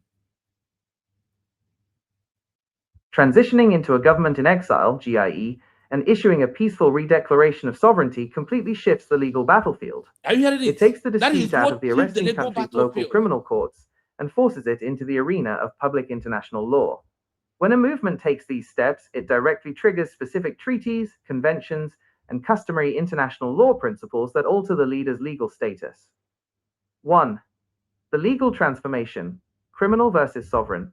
Are you hearing it? Before the transition, the arresting government holds all the cards under municipal, domestic law. They control the narrative by defining the leader's actions through their own penal code. Are you hearing it? Before the That GE is what transition, Finland wanted domestic to do, law. and the government is doing to After the GE and redeclaration, international law. members. The leader is a convicted criminal or insurgent. The leader is a detained political figure or a captive state official. The state claims absolute domestic jurisdiction. The jurisdiction is contested under international territorial right. The conflict is treated as an internal policing matter. The situation is framed as an unlawful occupation or an ongoing self-determination dispute. By establishing a formal administrative body in exile, the movement asserts that the arresting state is no longer executing justice, but is instead holding a political hostage or a representative of a separate sovereign will. 2. Key articles and frameworks of international law. To establish this shift, international legal teams, and governments in exile rely on several foundational pieces of international law. A. The Montevideo Convention, 1933, Article 3. The declarative theory of statehood is the bedrock of a government in exile's legitimacy. The text, Article 3 of the Montevideo Convention on the Rights and Duties of States, explicitly dictates the political existence of the state is independent of recognition by the other states. Are you hearing The it? impact, even if the arresting government or the wider world does not instantly exchange ambassadors with the GIE, the state legally exists the moment it establishes a permanent population, a defined territory, a government, even in exile, and the capacity to enter into relations with other states. The redeclaration serves as the formal legal notice that these criteria are being actively maintained. B. The UN Charter, Article 1. Remember, we finished Montevideo Convention. Now we are going to UN Charter Article 1 in bracket 2 and Article 55. Let's see. 2 and Article 55. The right of a people to break away from an oppressive system or maintain their distinct identity is protected under the core principles of the United Nations. Are you hearing it?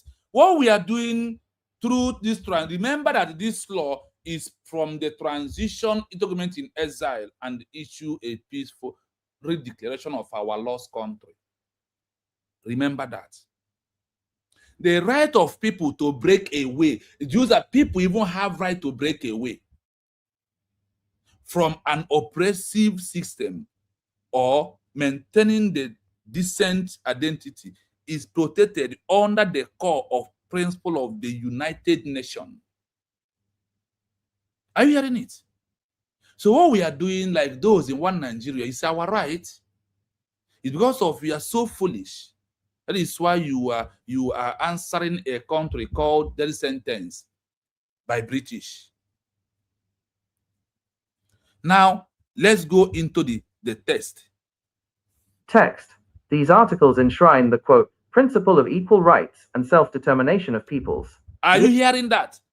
The text, the article enshrined in the principle of the equal right and self-determination of the people. That is why US declared is worsened strongly everywhere. Those who know, you know, what you do is bigger than you until you bend down to understand. I told you one thing. You are ignoramus is not an excuse in the eyes of the law. Biafra constitution appear. You are here damaging the future of your unborn children. If Ghana can have cut off no appeal, you understand, simply mean cut off no mercy. Biafra constitution has already been there before the declaration. And Biafra constitution has already been there. Now, I am telling you see that, let's forgive them. In Biafra land, my position is to protest against all the saboteurs. There will be no forgiveness. All of you will rot in prison. Go and check the punishment of government of Ghana give those who was against Ghana movement. Like what you are doing today. Go and check. When Kwame Nkrumah issued the declaration of Ghana in 1957, go back and check that history. It's in Africa here. Continue your madness. The law will cure your madness. And you see this particular law. I have saved this particular law of no court of appeal of Ghana. We will protest. Government must put it into the African Constitution. Do you know what it means? When anybody, if they arrested your brother who is a betrayer, if you come to ask about it, that's why in the government too, they put inside prison 5 years.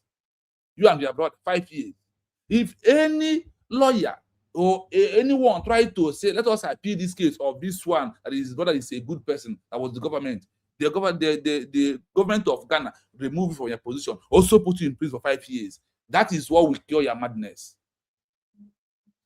That is what will cure your madness. In South Korea, they implemented law. Anybody who was against the movement remained as what? As a tenant. They did not have resident permit. They live as travelers in their own country because of their action. Continue. Do not stop your madness. Increase your madness because the law will increase judgment on you. We go back to where we are. Now, the impact of this UN charter, how it serves our Mazi Esn&Mnk and my friend Simon Ekpanjoko. Listen to that. Impact. A peaceful redeclaration anchors the movement strictly within the UN Charter. By explicitly pursuing a peaceful transition, the GIE strips the arresting government of its ability to classify the movement as a security threat, forcing international bodies to view the leader as a champion of a charter-protected human right. Are you hearing it? This is why Finland could not be able to sentence Mazi Simon-Ekpa. Do you know what they did? They're just trying to please Nigeria because of the oil money. That's why they give him 6 years. Because they have committed themselves. Because they committed, they never believe that this peaceful election by government in exile of USB we hold. Finland, with the assurance of Ogenkere, did not believe it will happen. Our DPM is not going to Simon here, but when is the Ogenkere went to see him last? Bonzo.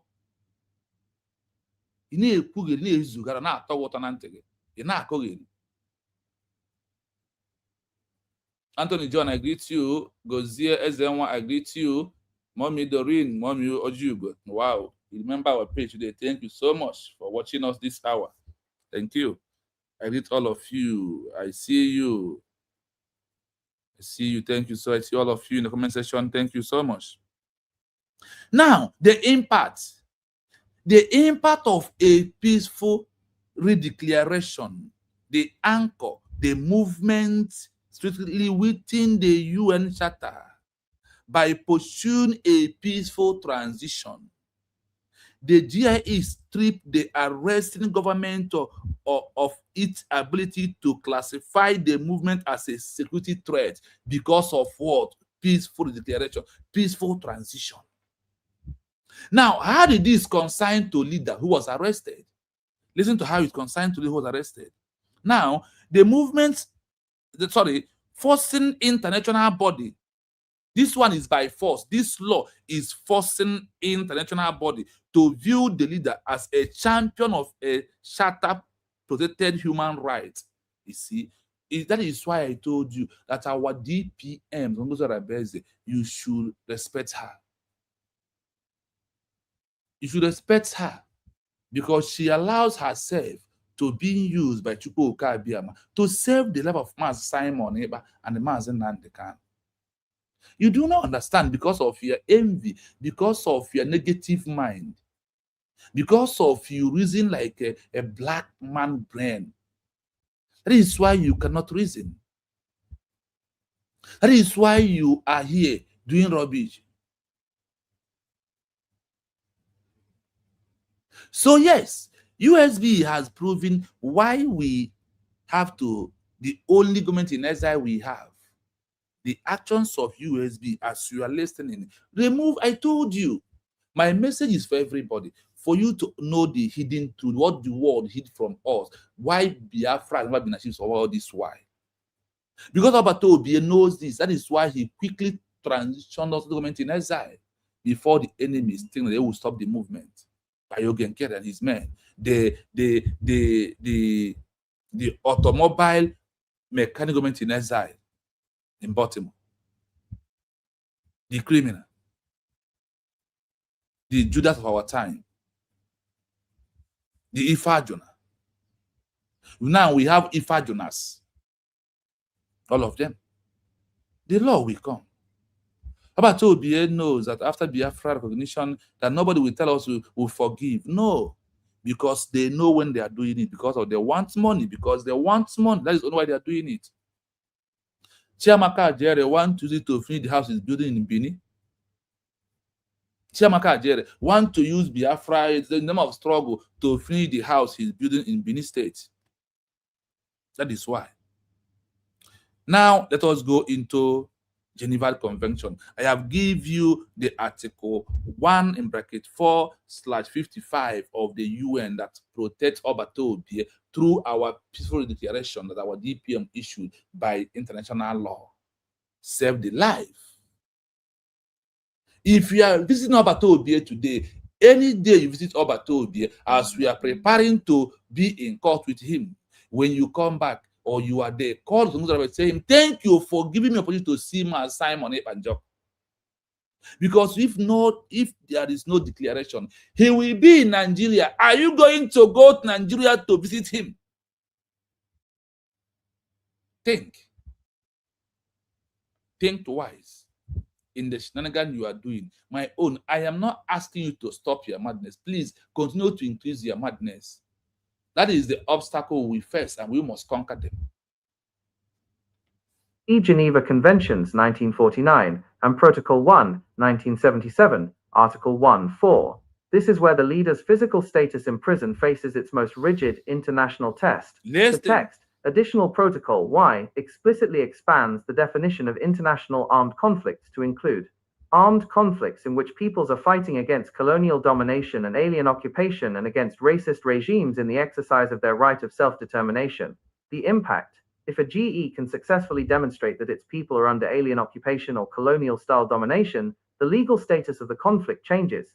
Under Protocol 1, detained leaders and fighters are argued to be entitled to protections akin to prisoners of war, POWs, rather than common domestic felons.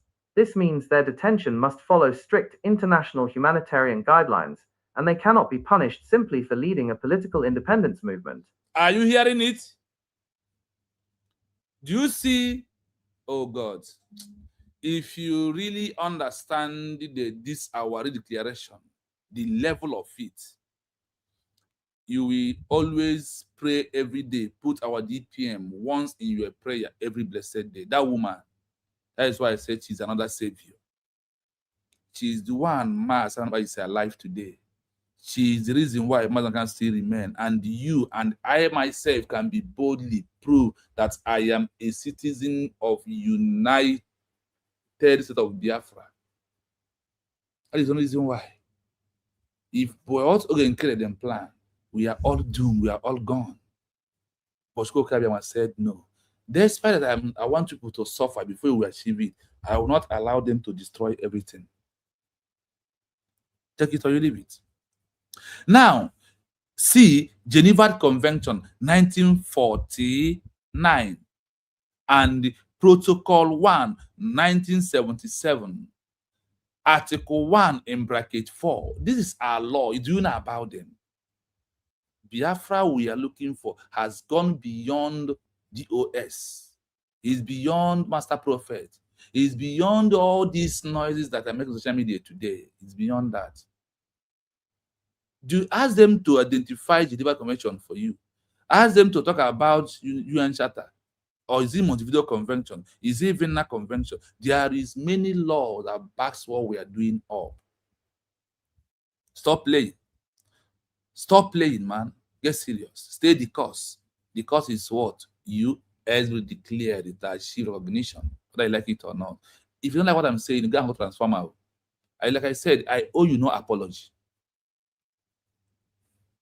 This is where the leader physically status in prison faces its most regarded international test. Now, because of what?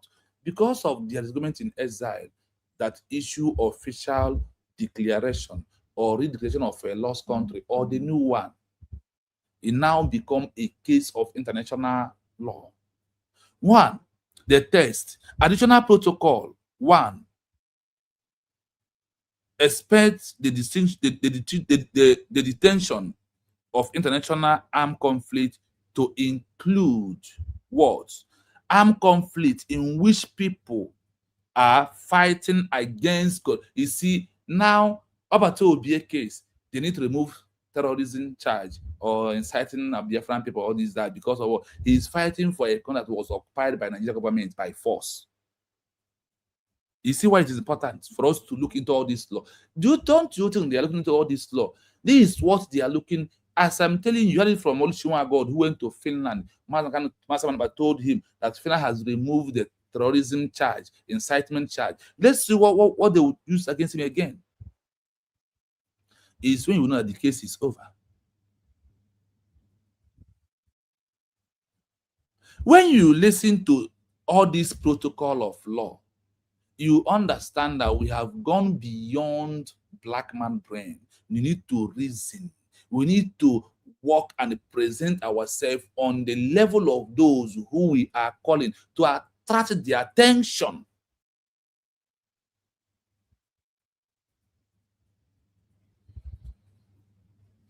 The impact. If a GIE can successfully demonstrate that its people and the under alien occupation or colonial style detention, the legal status of the conflict changes, like what US is presenting today. If Nigeria know what is coming to them, they quickly said, Biafra, go to end everything for them. So their name can continue for those who want Nigeria to remain as one Nigeria. I never asked them that, well, there will be no one Nigeria. No. Those who want to answer one Nigeria, may one Nigeria be their name. But what we want is what? Our own country called United States of Biafra. That is the country that we are looking for, no other country. Now, how did this help the leader? This is a peaceful transition government in exile into issue declaration or redeclaration. You see that word redeclaration that is there. That word means everything, proving that what you declare is not new and it's old one. So nobody will do it as just a new country. No, it is old one. So let's continue. Let's continue. Remember that the status has changed because of what? Declaration.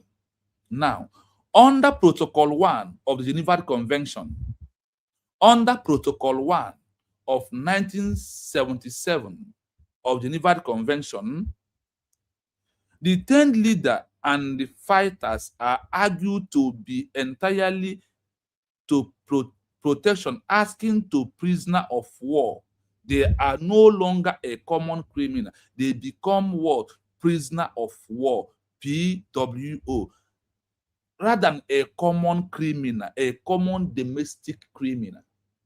Because of what? Declaration. Through government in exile. This means that the detention must follow strict international humanitarian guideline. That is what the President Obama told me right now.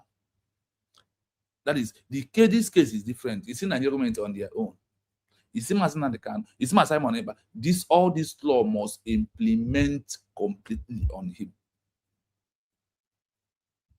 And they cannot be punished simply for leading a political independence movement. They can. This is where when Nigeria think of death sentence by firing squad, this law of the Geneva Convention now after US declared must be implemented because our DPM did not exclude Mazi Esn&Mnk as the leader of the Biafran people. And why is it there? It's because of Biafra. What will declare? Biafra, whether you like it or not.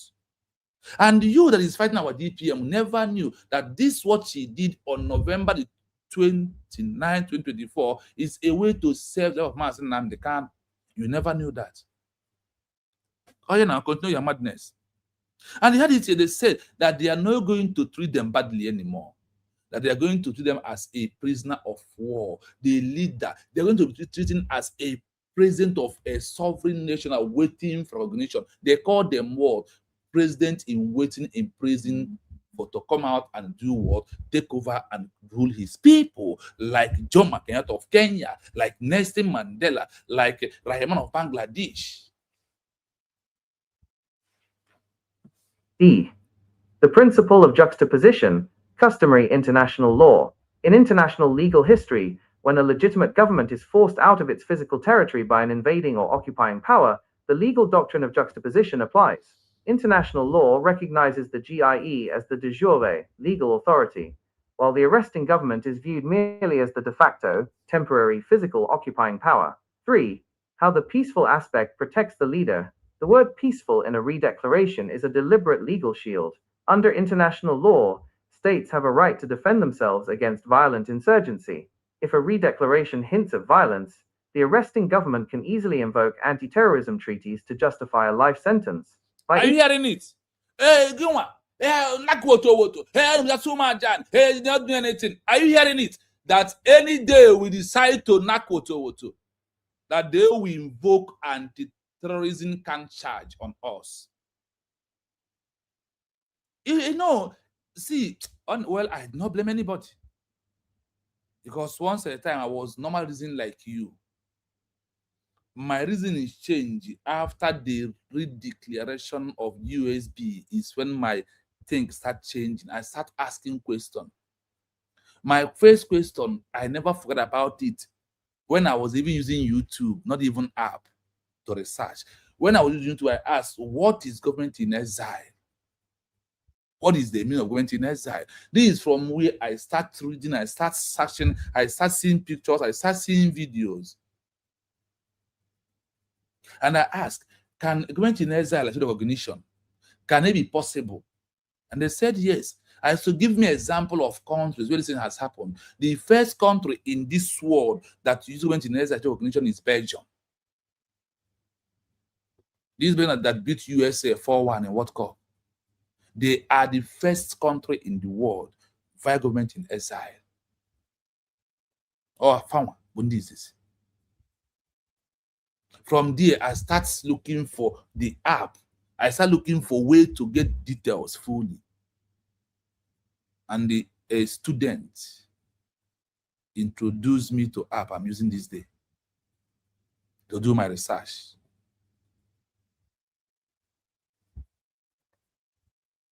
So whether you like it or not, the narrative is not being set by you. It's not by me.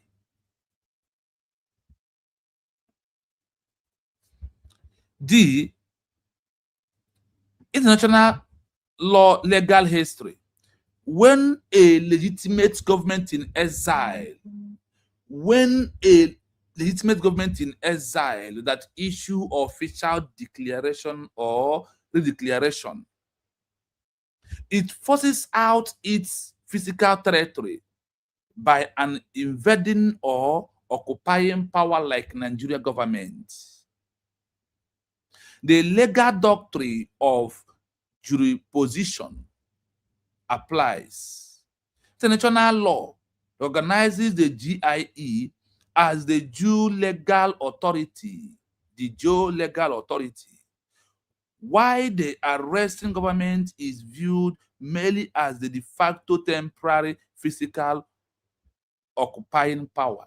After our redeclaration, yet our DP always said that Nigeria is illegally occupying Biafran territory, a sovereign nation. Look at where it comes from. And where it's come from is where the leaders who was arrested is no longer a leader of just a mere political party group. It's no longer a mere common criminal. It's no longer all these names. Now, this changes the leader status.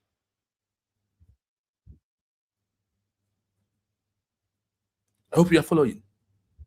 You see, what is holding us all this while is lack of all this understanding. And my own that I have found out, there is no amount of trying to put anyone on the right track that will make Biafra not to get recognition.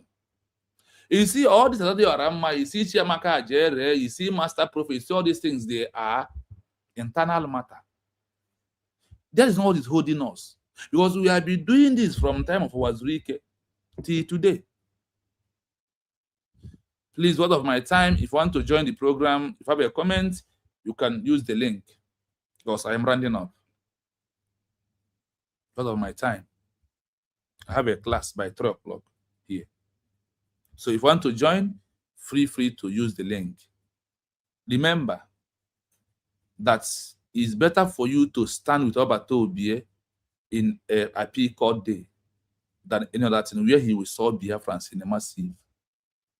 And let me tell you, you see the criminal Faces Unite who wanted to sell his platform, who come to make money, that is telling you that the court authority is only 20 people. It's a pure lie.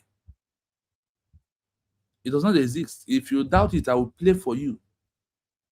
Depend on what court decided. And not those who call for protests. We say those who enter in the courtroom, because the courtroom is not being standing, or the door is not being guided by anybody from Biafran or all those Efani and those criminals there. Is police of Finland will ask you to pass, not to pass. So please do not mind those criminals. Do not. I leave it there. Try if you have the chance. I am begging you, pleading with you, to be in Finland on the day of appeal court, please. Go there for Simon Ekpa-Njoku, who the ORABUEZE has given us chance to go and see him because of a peaceful declaration. You know, the premise of Obi could have been severe if not this peaceful redeclaration of USB on November 20, 1924. Our deep ORABUEZE saved life of two people at a time, the two leaders, Mazi Simon Ekpa-Njoku, the Prime Minister, Mazi Esn&Mnk, the President. This is how I address two of them.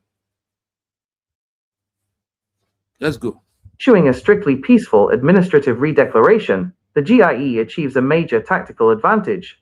1. It frames the arresting state's continued use of prison bars. Let's listen from here. How the peaceful aspects protect the leader. Now, the word peaceful in a redeclaration is deliberate a legal shield.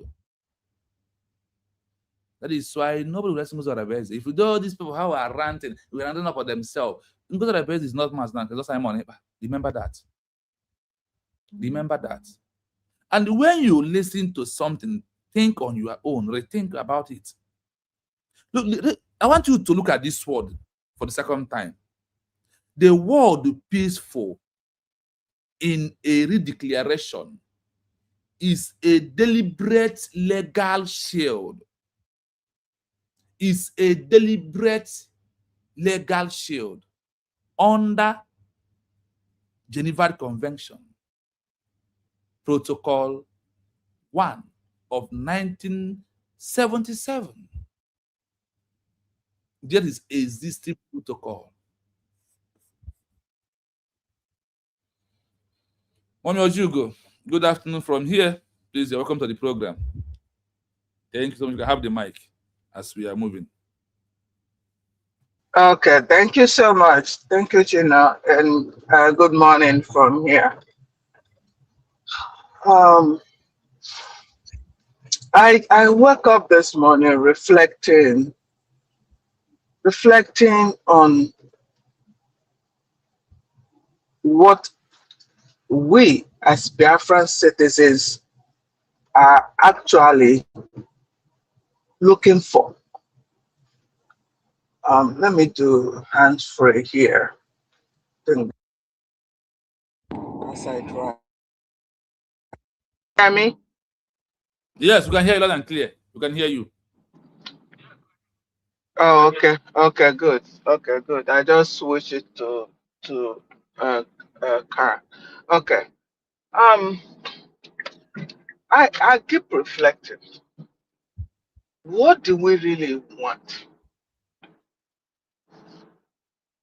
From the beginning, all I was hearing that we want our freedom. We want our freedom. I didn't hear we want Mazi Esn&Mnk. I didn't hear we want Simon Ekpa. I didn't hear we want Dr. NGOZI ORABUEZE or the cabinet. What I was hearing was we want to be free. We want to have freedom from Great Britain. Because when you check it, Nigeria is the largest population, largest country. A country with a high populated people that are still under British. Fully. Britain still fully in control of the country. The British and the Caliphate are still 100% control. And then we have all this educated. In fact, people made that 2-3 different types of PhD.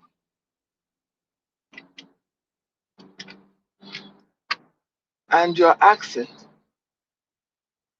what is wrong with our people?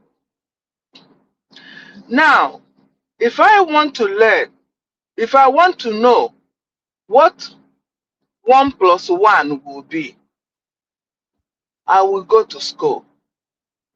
I will go to somebody who will teach me.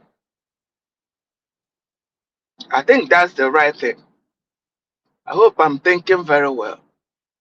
Because if I don't know something, I will go to somebody or somewhere that I will learn that, to know it.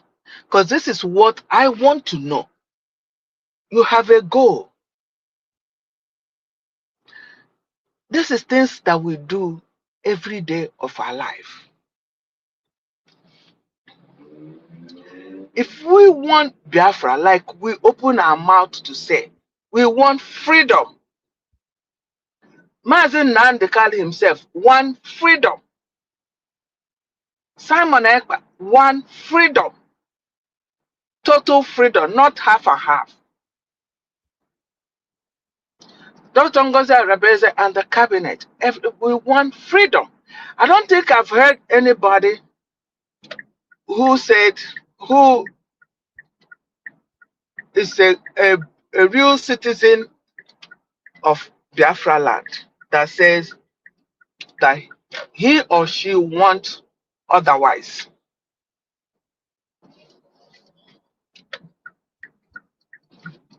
I'm not sure of that. Apart from those who want Nigeria, because you might want something, you want something every day. That is a goal. How would you now think, how would I achieve this, my goal? If you're going for market to buy something, if you're a trader, you are making a plan. How would I get this? How would this be successful?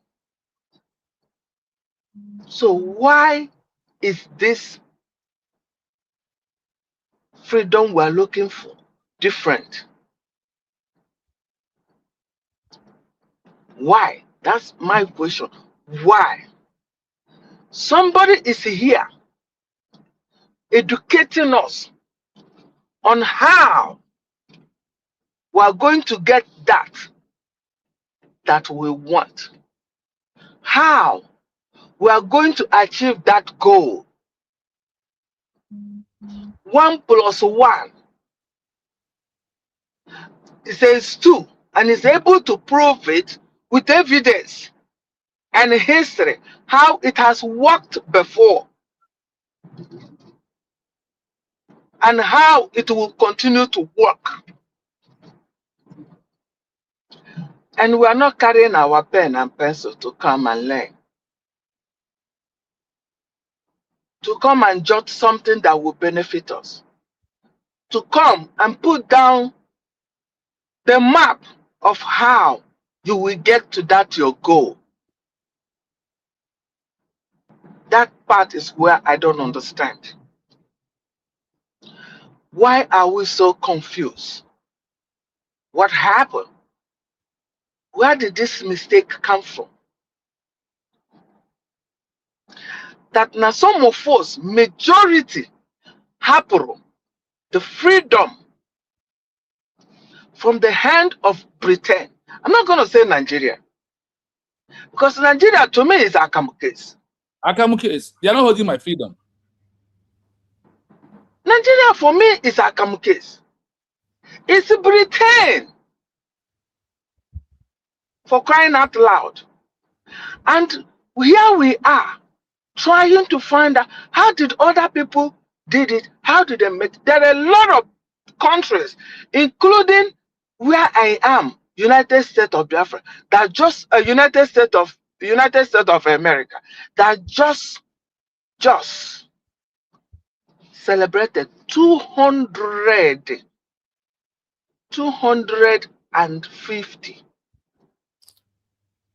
It wasn't on a platter of gold. If you watch the ceremony, they were showing the history. It wasn't on a platter of gold. You must fight for it. You must know a way to get it. Exactly. So please, this confusion everywhere. I am so confused. Like somebody gets up and say God ministered to her, to him, that so person will lead this course. And you're looking at the person that God to say will lead. There is no sign that this person can handle this problem. Oh God of Israel, please be our God too. Because this is if you I call God of Israel because he gave them the armor with which they used to defend themselves. That's why I'm calling God of Israel. Israel are not folding their hand to defend themselves. Please, come down on our people. Give us that wisdom, more than that of Solomon, to discern what is right and what is wrong. We are going gaga. We are going gaga. A woman somewhere frustrated, not oh my God, Jesus Christ. Said the Holy Spirit said, God the minister, Chomo Okoma. Who is Chomo Okoma? Our people, can we please, for Christ's sake, go for the freedom? When we get this freedom, we will get the freedom for our leaders that are under bondage. The little one we did, the redeclaration already that we did, have helped a lot with these leaders that are under castration. A woman somewhere so confused, has been confused before. A man that has been confused for a long time. How do you think that it's going to be useful at this time? How? A man like you was able to brainwash, was able to confuse, was not able to say, no, I want this or I don't want this. No, this is the right thing, this is not the right thing. A man that a fellow man says, shut your mouth, sit down here, and you shut your mouth to sit down there. A woman that money was given and say, hey, tag this person, just say this, go open your platform, say this, and you open your platform. A woman, a man that is more than 18 years old, just fold his or her hand doing that. How do you think that person is going to reason at this point? For crying out loud. Please, let's redirect ourselves and be useful. Can we do that? It's going to help us a lot. We want freedom. We want freedom for all of us. We want freedom for all of us. Thank you, Chino. And may God bless each and every one of us. Thank you so Amen. much. Amen. You say, thank you so much. We have, like when you said it, I said it here that Nigeria will continue dividing and giving we that in USB is something to discuss, to move our attention from what we are looking for. Now we will play, we will come to our platform, we will play Radio Orama. We will play one isi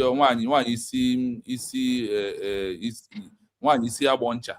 I'm about Neka Chimezie. About say I master prophet, I analyze here. I analyze master prophet, I analyze here which issue Kukano. I have to try and can you do Dana agreed in line again. In any line and cable to get the freedom. And when you find cable.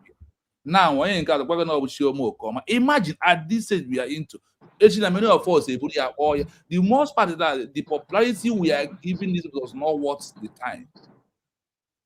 It doesn't worth it at all. Our people refuse to look for freedom. Anya na-achọ anyị mụ nwee ndị be anyị na-asị na mmadụ bụ ozu enyi n'ụsọ kpọrọkwa na-akpa mkpa abụzọ n'ala. If you check many of us today, we are no longer doing a decision about Nigeria. What we are doing, we're not just doing a decision about British. What we are doing is on our own. The internal matter is where we focus on all our strength. That is where our But it's true. It's true. Before the media team, you will see some.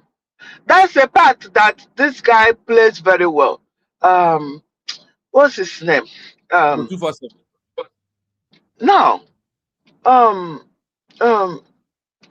he's on his own. He's still out on his own. He does that very well. Because look at it's like the money that Nigeria paid looks like it's even working. You don't hear anything about Nigeria again. You don't hear what is going on in Nigeria, apart from this fair guy that sometimes is inside the car. There's this guy, Okorocha. Yeah. Yes. And then there's another one somewhere in Owerri that also brings out Nosonkwa. These are the people that you see bringing out the crime, the calamity. And then there's this one also that is called Alhaji, English Alhaji. Yes. Bringing out what is going on in Nigeria currently. Every other media. At least, can we mix it up? This is what is going on now. That is what I was thinking on it. That is what I think yes, I think Kalena TV is coming in now with things like that.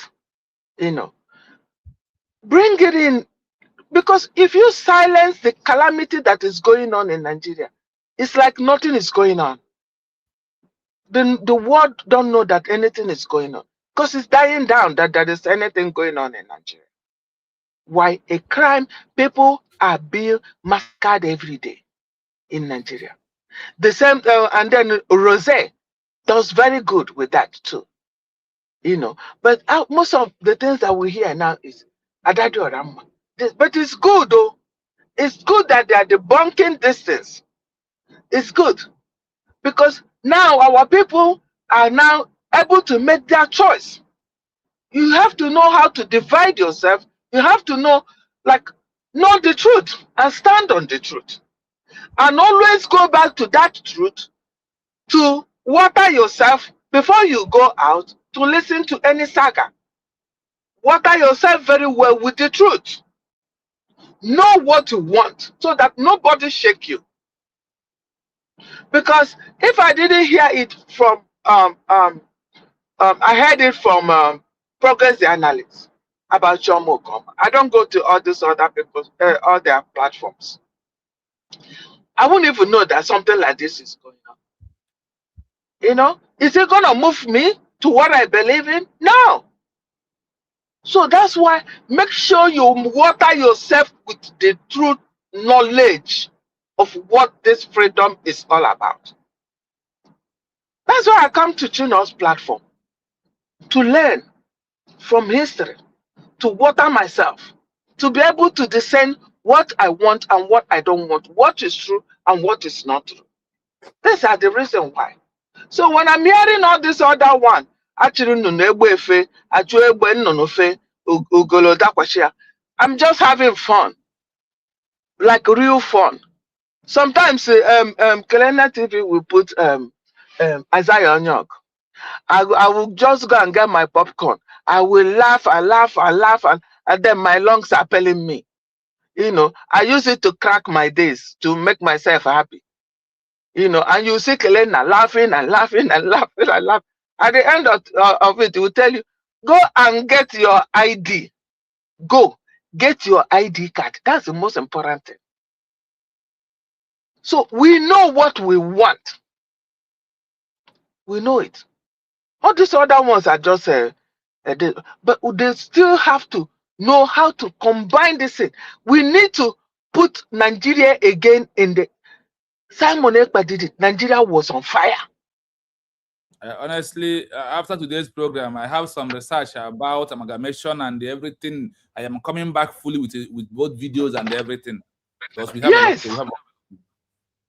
Yes, Why we Nigeria? need to remind ourselves. We need to crack our head again. We need to find out what happened. How did this happen? Please, my people. And I wish that program, it will be a combined program of the media team to remind ourselves of that history. A lot of us has forgotten it. The brain needs this a reminder all the time. So thank you so much. Thank you so much, and God bless each and every one of us. Thank you In so what much. we Thank do. you so much. We are doing what we're supposed to do because this freedom is my freedom. That is why I'm doing this. That is why after a longer while, I see one idiot was asking me, do you even have a job at all? I laugh at him. I just remove him from my platform. You don't know that I work for 14 hours every day. And after that, I will come back and sit here 3 to 5 hours to make sure that, one, I educate myself because I know what I want. All of you that are attacking our DP on ORABUEZE, do you know that if there is no declaration of USB, Mazi Esn&Mnk could not be alive today? Because the plan was to pick him up, send him back to the Nigerian government. The rumor was everywhere. But because our DPM and allies understand international Do you law, know that they turned that thing around? When you search in France, they switch it around. That it was a plan of DPM and the finance minister to deport Mazi Esn&Mnk. yes. They switch it around. Evildoers. We thank God. We thank God for what we have now. We thank God. Honestly. Yeah, brother Mazi Teddy, please, you need to go back and come in again. You are deserved. And you are Mike, so I can't bring you. That is why I cannot bring you in this time around. So you don't have a good network. Go off and come back again, please. Triple M, please have the mic. Because I am running Okay. All right. Thank you so much, my brother. Radio for TV and Research TV, USB Research TV. Thank you so much for the good work. My sister Please, Ramojugo. meet you, Triple M. Okay, go on. He's out already. Go on. Teddy has been here for long. Yeah, go on. Okay. Yeah, my sister Ramojugo, I greet you so much.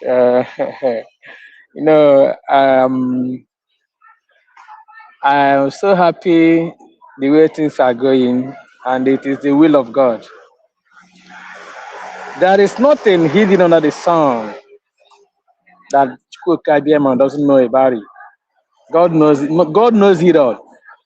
You see, if all these things didn't happen, this particular Eldorado of our nation we will never value it. It may sound like a funny. Remember, this particular nation is a nation of God. Chukwuka Abiyama made it his heaven on earth, and he would want to prepare it in such a way that no evil will reign on that particular nation. If you ask yourself, my people in the comment section, pardon my manners, I greet each and every one of you. Your presence is highly recognized.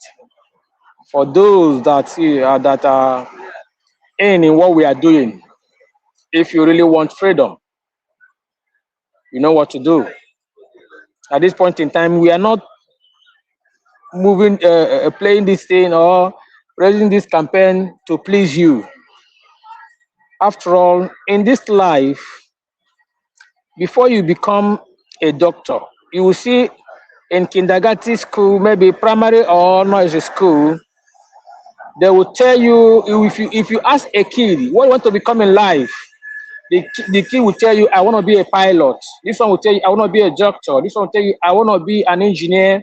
They have their futures and what they want to be in life. They will tell you. And there are many people, thousands and thousands of people that have already on that field. and there is something they put in place that if anyone have intention of becoming who they are, they have to follow that route. A doctor, you have to enroll yourself into a doctor school, do all the necessary things. They have their books, both offline and online, in library. You go there and pick it, follow their footsteps, boom, you see yourself on that particular career. It's not a rocket science.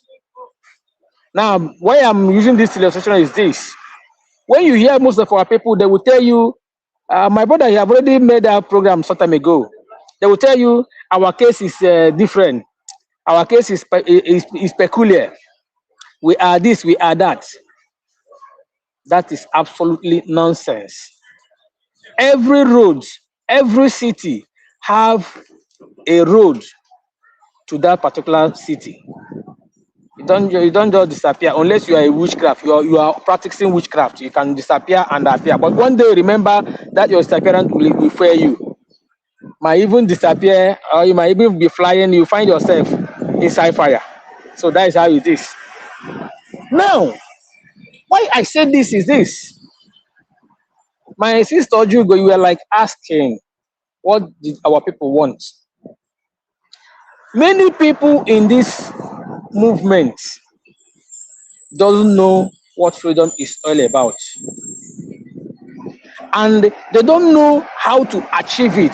That's why they feel so ignorant. I will call it ignorant because what you don't know is bigger than you. And the worst thing that will happen to any human being on this earth is this: you don't know something and you don't want to learn. That is the worst thing that will happen to you. Many of our people, I won't even say many of our people, because our people, the people that want the freedom, knows what they want, and they have killed in. The few people that is making noise on internet, remember, we are fighting so many nations. We are fighting so many countries that don't want Biafra to be a nation.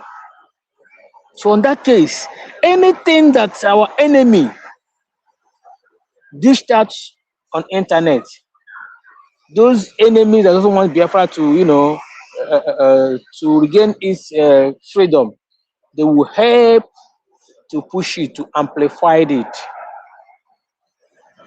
Going by other people that have already gotten their freedom, you will understand that all these things must happen for you to get your freedom. But the good news is that after all their shenanigans, after all their fight to stop that particular nation that wants to emerge, do they succeeded? The answer is no. It is only truth that have the temerity to stand for the test of time. It doesn't matter how long. And God is taking us through this long route to select the wheat from chaff. That's why we are going this long route. If not, if someone would tell us today that having witnessed what happened between our PM and those mediocres in GOS criminals, that they finally realize that our PM is doing it right, that makes the mediocre criminal in GOS went into hiding. If they tell you that today, once they take away our PM, that those people that joined him will also stand again to repeat that same thing DOS people did during the time of our PM, you won't believe it. I speak to you today, I speak to us, not only you, I speak to us today. If eventually that our DPM is no longer there, you will still see divided house.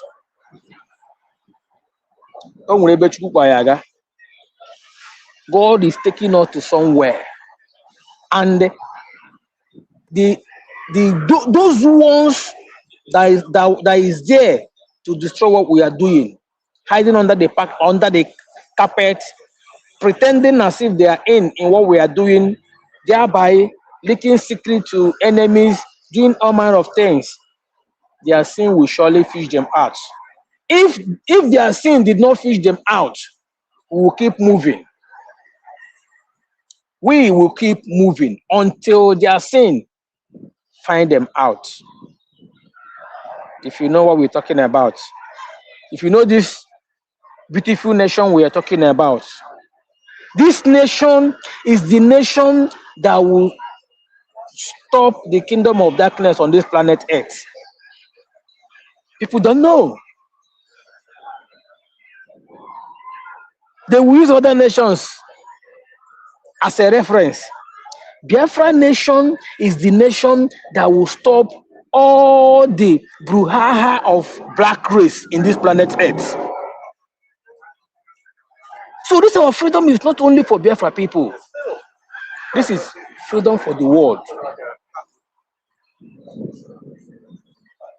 And once you are here, the first question you need to ask yourself is this. One of our brother, Akonye Wetara, will always say, define this freedom to yourself. Don't let anybody tell you what you want, what you need to know, or what you already know. You don't need anybody to explain it to you. I myself, nobody told me where to join. I never called anybody to ask. I followed my instinct. Following our PM when something happens the way it happened, not by mistake, because I have seen the area he is coming from. The same thing happens to our DPM. What happened when such thing happened? I ask myself, now that this thing has happened, we have so many parties falling back. If you know PM is not the kind of person that would want to no. Kalu is not somebody that you know. When you see him today, he said this. Tomorrow he come and tell you different thing. No. A teacher will always know the kind of students he or she have in class. And the student also know the kind of teacher they have. Know what they tolerate and know what they don't tolerate. That is just that. You can't just wake up tomorrow. My teacher in the class that have been teaching me, maybe for a whole term, I've seen one or two things about him. Haven't heard history of his characters past. You come back and tell me and that a different thing that is contrary to what I have already seen. I won't even listen to you. One of our sisters that usually bring message. These are the people that love the messenger and left the message behind. Meanwhile, the messenger have already told you that what he wants is freedom. Even if you buy him, the freedom is what he wants. The lady were like saying that about what is happening. He said that even if now they keep Mazi Esn&Mnk and the freedom, that she will tell them he want both of them. No. If there is an option, they keep Mazi Esn&Mnk, keep Biafran freedom. One day I will go for Biafran freedom. With reason. It is that Biafran freedom that will bring out Mazi Esn&Mnk. Once you go for Biafran freedom, you have freed Mazi Esn&Mnk. Then if you go for Mazi Esn&Mnk, which 95% of this ignoramus today, when you drop Mazi Esn&Mnk and drop their freedom, they will go for Mazi Esn&Mnk, knowing fully well that Mazi Esn&Mnk, when you go for him, they give you to him. They will limit him on what to do, which he might not be able to do. Tomorrow they will still come for him. But once you go for the freedom, you have free everything that have to do with intimidation, rearresting him, holding each and every one of us captive. But many people don't know it. Our topic today goes to our DPM. There's something I wrote at the comment section. Our DPM is the current savior of Biafran people. Our mama have saved us the shame. She gave us our total freedom. She put us on a limelight. Because minus that singular thing she did on 29th November 2024, Mazi Esn&Mnk will be judged by Payen. Our PM will be judged by life imprisonment. That is it. But people don't know. Those people that kicked against that declaration, because our PM said once he sees the way things are going, he might even redeclare Biafra before the D-Day. You see criminals jumping here and there. They say, why did NGOZI do it? In fact, she is not even qualified to redeclare that Biafra. That Biafra is the holy distinct. Oh, you know that Biafra is a holy nation. And you're fighting against it. You are fighting against it. That's why I myself, I will never speak less of my DPM. That woman has given us what we never thought we would have. Our leader, Mazi Esn&Mnk, said the coming of Biafra will be like a miracle. That miracle happened on 24th, on 29th November 2024. That was when that miracle happened. But people are still waiting. Have these criminals asked themselves? Our leader, Mazi Esn&Mnk, pull crowd during the time of IPOB, when they are during the time of protest, the largest movement in the whole world. But after that noise making, he will go to UN. They will refer him back. Go and be doing something. Go and be doing something. Start something doing. And they fail to ask, what is that thing they ask him to go and do? Nobody want to ask questions. Today, that thing they asked him to go and do, our PM have prepared the table. Our DPM achieved it. As we speak today, USB documents, declaration documents, and everything are on the table of UN. Why don't they refer them back, go and be doing something? But the stupid ones in our midst are there misbehaving, talking all manner of rubbish. May God have mercy upon them. And the reason why this thing have to happen, because Sabo in our Biafra land, they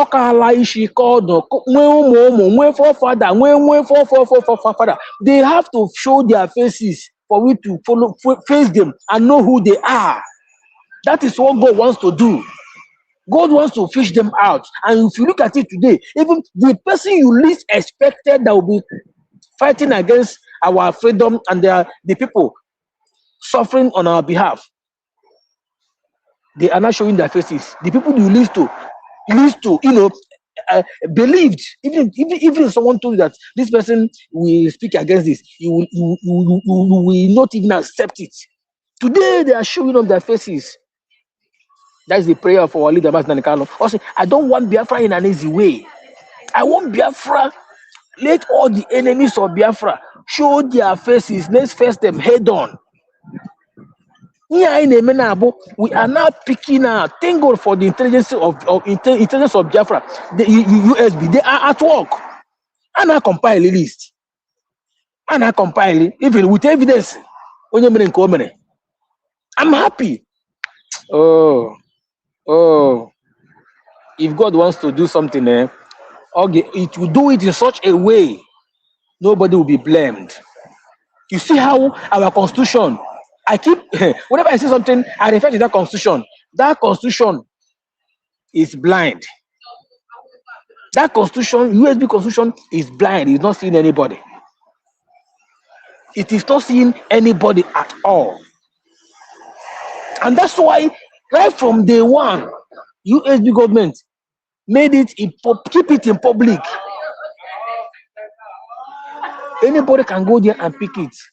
To avoid tomorrow, they will say, we don't know now. There is no constitution then. Constitution had immediately our declaration. That is the first thing. They did. And they back it up with our grievances and their documents before they accept it to be there. Because it's a question of a law, not ordinary just business. It's not an ordinary business. Because they have something to back it up to make sure that Amazon will accept it. The things that covers it under the law that makes it to be there today. Anybody can access it from all part of the world.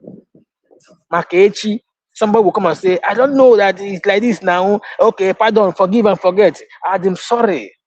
I am sorry for you guys. Because what is coming for you people?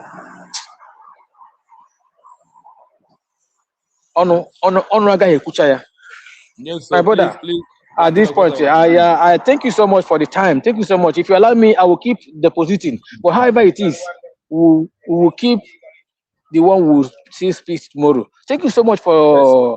for the program. Thank you. You really delivered. You have been delivering our people for those that wish to be delivered. Because not everybody that is sick wish to be well. Because some people they see it as an avenue to get some benefit and enjoy life. When you just like a blind man, a true man of God who came to delivered, he became angry and said, "Why would you deliver me when I'm here begging? Now, how do I have through this begging I have built a house, send my children to university? Now you have healed me. How do I make money?" That is how most of our ignorant people in Biafran are. Thank you so much, my brother. At this point, I yield.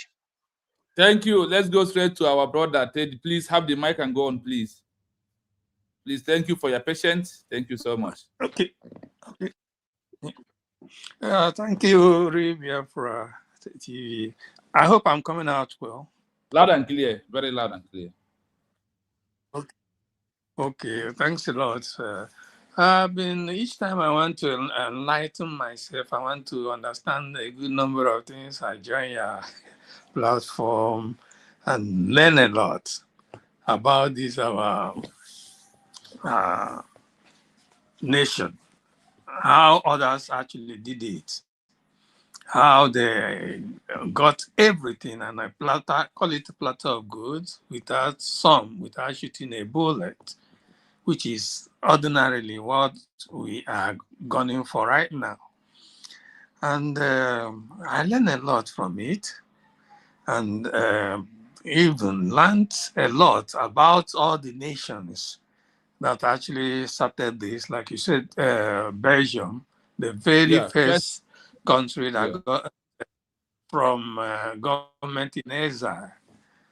Yeah, it makes me happy to know all this and to apply all those principles into our scenario right now, a Biafran setup. If I look at the whole thing, Sister Jugo, ask a question. What do we really need? Is it freedom or whatever? I hope I got this right.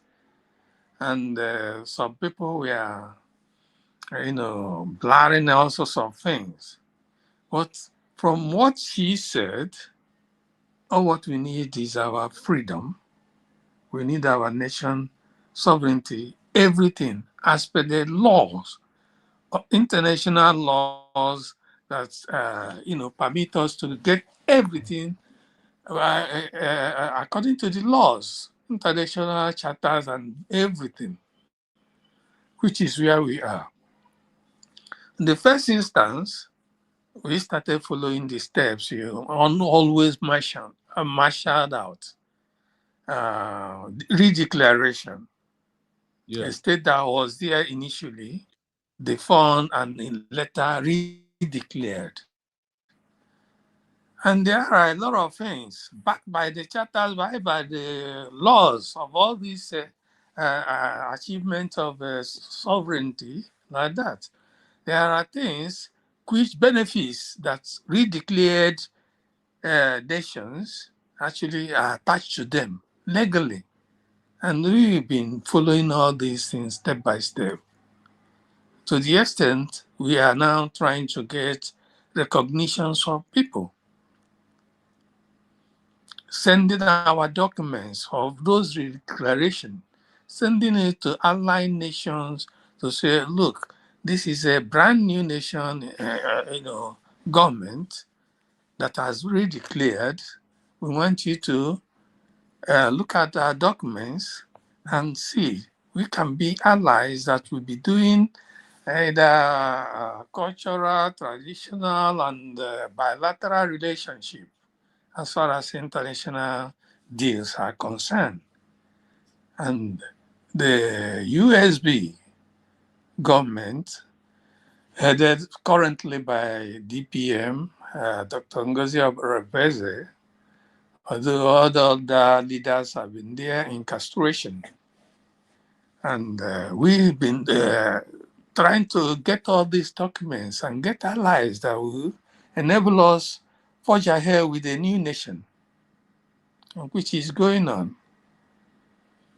If you look at where we are right now, and how people are sabotaging all the efforts, we start looking at where are those people? What actually do they want? Do they want the freedom? Do they want the actualization of the redeclared nation or not? He makes one think that a good number of the people are actually against all these things. If after the redeclaration and steps in the right directions were charted out, template, interim four-man committee was set up by the PM to get all these things, formulate things about the new government, how they are going to forge ahead.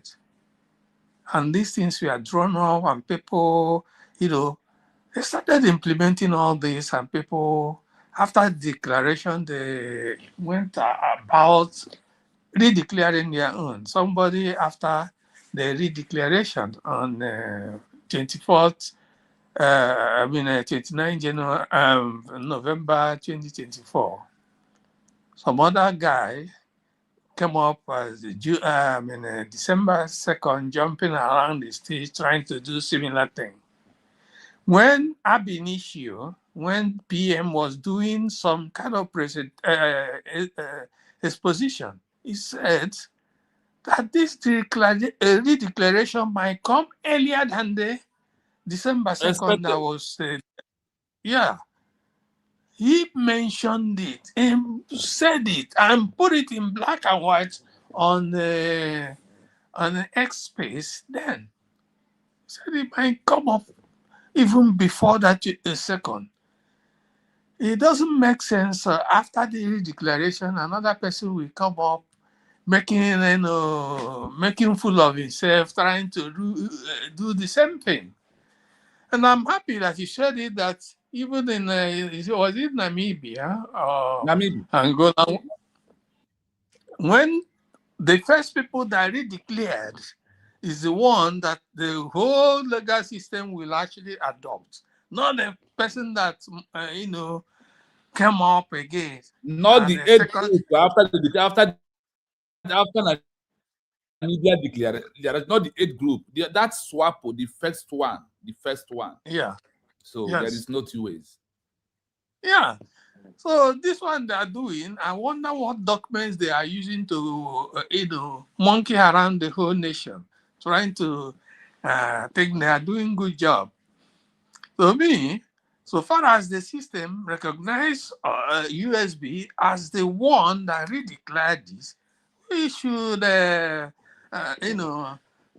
ignore them and forge ahead with what we are doing to, consolidate our stand as far as the USB is concerned.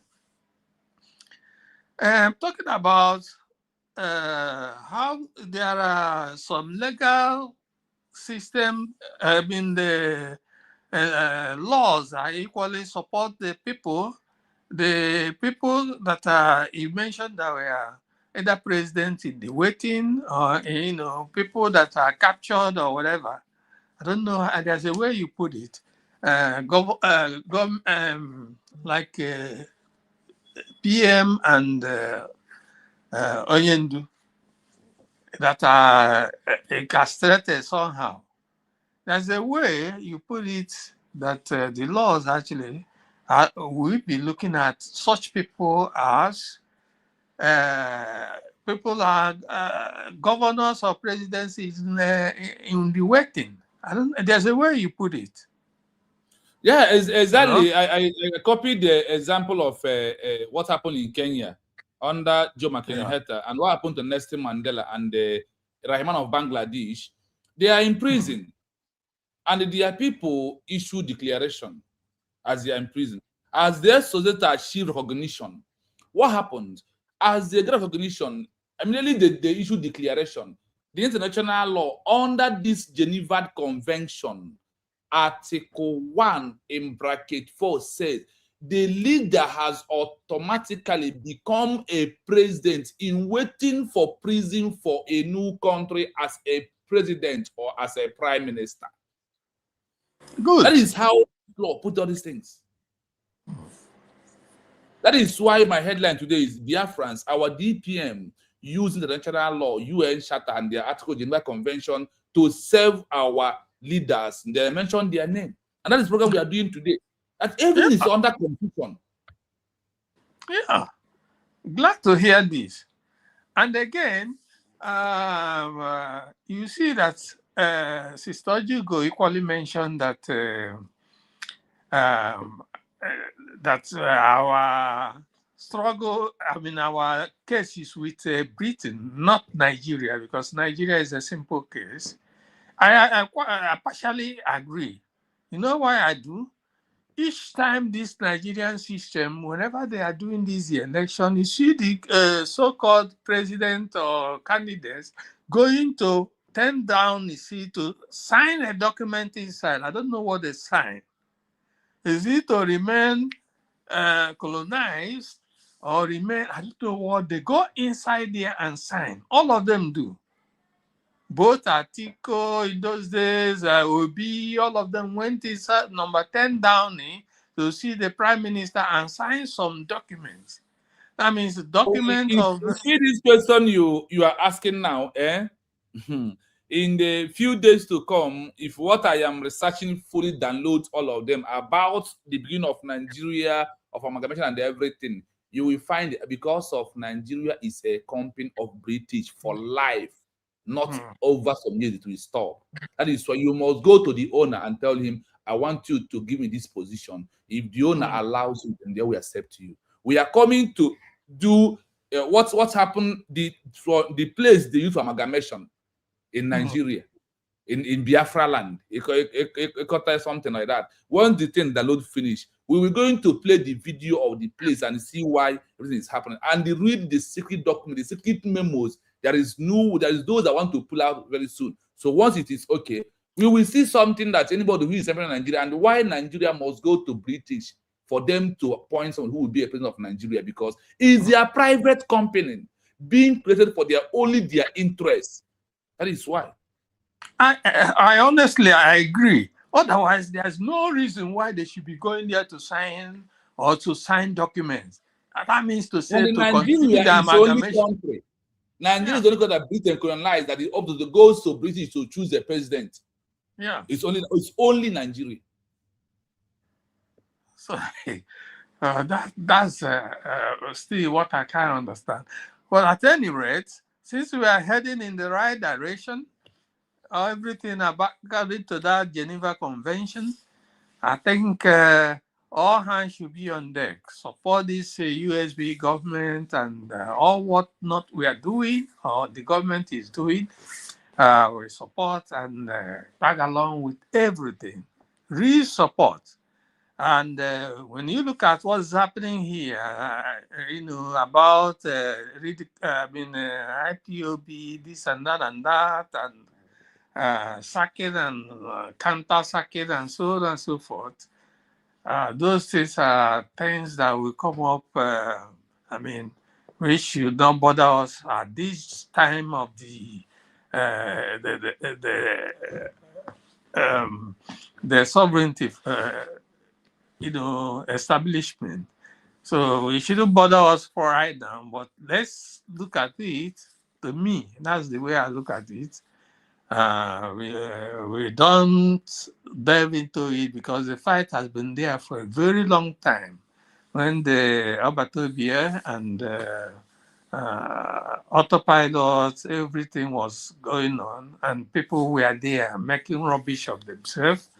Eventually, they were asked to step aside, and another people, take over. It becomes as if the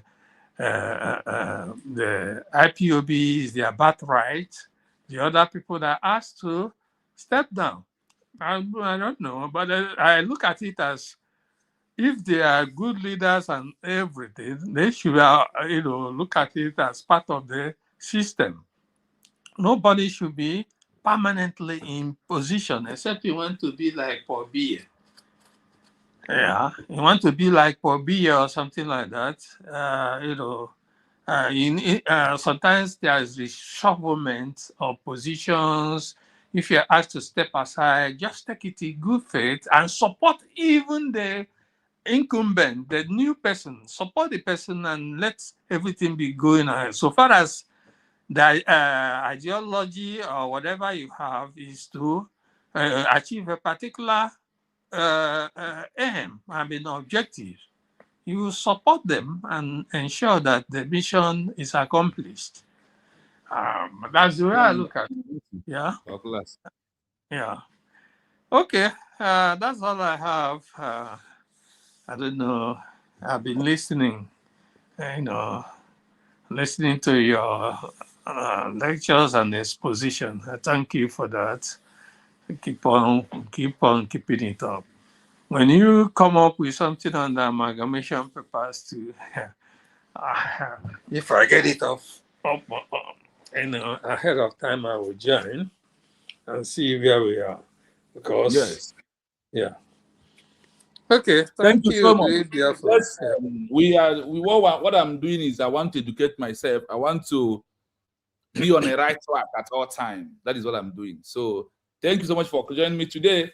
Then I want to quickly give Odogwenu because I have only 5 minutes to exit from the because I have a class also. So please, Odogwenu, have the mic. Okay. Yeah, thank you, Teddy. Teddy, once again. Once again, thank you. Yeah, we are meeting again. Yeah. Okay, Good morning. You know, this is a United States of Biafra platform, and I want to tell you, maybe you don't know before, because yesterday I understand there are so many things they don't know. This is United States of Biafra research. If not, I could have breaking protocol, but if I break protocol now, they will give me a strike. So right here, do you know that you are talking with the government of the United States of Biafra, especially Dr. ORABUEZE is hearing your voice. Do you know that? Honestly, I thought the Biafra is just Okay. a platform for You are far. Teddy, you are so far. I didn't know that. You are still far. So come close. This is the United States of Biafra. Every cabinet, every government apparatus here, they are listening to you. And you know, in space when you come, we don't like to stop you talking. You know, English, that's the time I was in school. They tell me there's a formal and informal letter. I asked them, which one is informal letter? Well, letter is a letter now. So no, they say no. There's informal letter and there's formal letter. So when you speak English, it makes everybody interested and you get to the point with the truth. The reason why I came is you pointed out on somebody's question what they actually want. I want to answer you quick and straight. What they want is the messenger. They don't want the message. They want the messenger. They don't want the message. The message is the restoration and declaration of Biafra. They don't want Biafra to be restored. They only want Nnamdi Kanu. They only want Simon Ekpa. They only want Ojukwu. They don't want Biafra. That's all. And I don't know if Chino have researched about it, or if have you said it without my knowledge. There is no nation that have declared their nation without, I don't know if I'm right, you can teach on that. There's no nation after declaration of a nation without any sign of referendum. You must present your referendum. How many people voted? How many people want that country to go out? Which the United States of Biafra did with a brigade. So if any country now want to let me say declare Biafra again after we have declared, they must present. I said they must present the referendum. And in all these states, all these countries that declared after redeclaration, they have no such. That's what makes them to reject them. So they recognize that first declaration because it is them that did the first, that have the referendum, that have the signatures of people who want to go out. I don't know if I'm making sense. That's why I don't want to come here, because I want to listen to you, want to hear how it works. I don't have any contribution. I don't know much. I don't research. I am only talking, maybe let me say experience. But it doesn't need my experience now. It doesn't depend on my experience. It doesn't need how I want it or how I know it. It depends on what the international community and global, what they welcome, how it works in this 21st century. 20th century is out, 19th century is out, 18th century is out. All those times may need to do woto. They need military to get a recognition. Now you don't need it anymore. Even one single, not even too much, one single shot can denounce or can deny a country recognition, because you are a militia, because you are still on armed struggle. So it doesn't need it now. What it needs now is what the United States of Biafran government are doing. I am sorry that Chino doesn't have time, but I believe that he may have time to come and analyze this. The reason why Yes, no other country. I heard you clearly, Dogwenugu. And there is one thing he said, that even on today's program, under the Geneva Convention, existing Protocol 1 of 1977, once you issue a peaceful declaration, along the line, you decide to go into woto, to knock woto. They said that the country where you declare it, or the country that you're trying to exit from, has a legal right to invoke a violent criminal law on your head. That is what they will do for you. Everything is in the law. I finally agree that what is holding Biafra is because of two things. Nigeria remade us and we don't read history at all. Number two, Nigeria is a lawless country, so we don't believe in law. And that is what is holding Biafra. Now that we have a government that believes in law, that is why we are progressing. And that is why the game changer, if you float the program of yesterday, the game changer of Biafra to become a country, or any country in this world, once you lost it, or you are under oppressed or under occupied by any country at all, that's the only game changer, that you must transition to government in exile. Once you transition, you have to issue official declaration of that country. Once you do that, they said it is a fundamental legal shield from the United Nations of yesterday, Article 2 in bracket 4 quoted. So anybody, and there is one thing they said, after a first declaration or redeclare, if any small group comes out that the world are not organizing or recognizing any breakaway group after declaration, that all those ones are internal problems that could not yield any result. That is why when I referred Ogenkere as of these days, with Sana Akparawa as their government of the Ogenkere and Sana Akparawa automobile mechanic government in exile, then I now address them to where they belong. So in all this that we are doing, the word said in this is a Vienna Convention, Article 35 in bracket 6 said, after a first declaration, there is no second. After a first declaration, there is no second declaration that we hold, because it is a law of the first come, first serve, first collect. So on that reason, that is why I don't give a damn whatever anybody is saying around me, whatever you think or how you feel. What I think, I focus now on this law that has already give us the level ground of how we want, how Biafra will be a nation.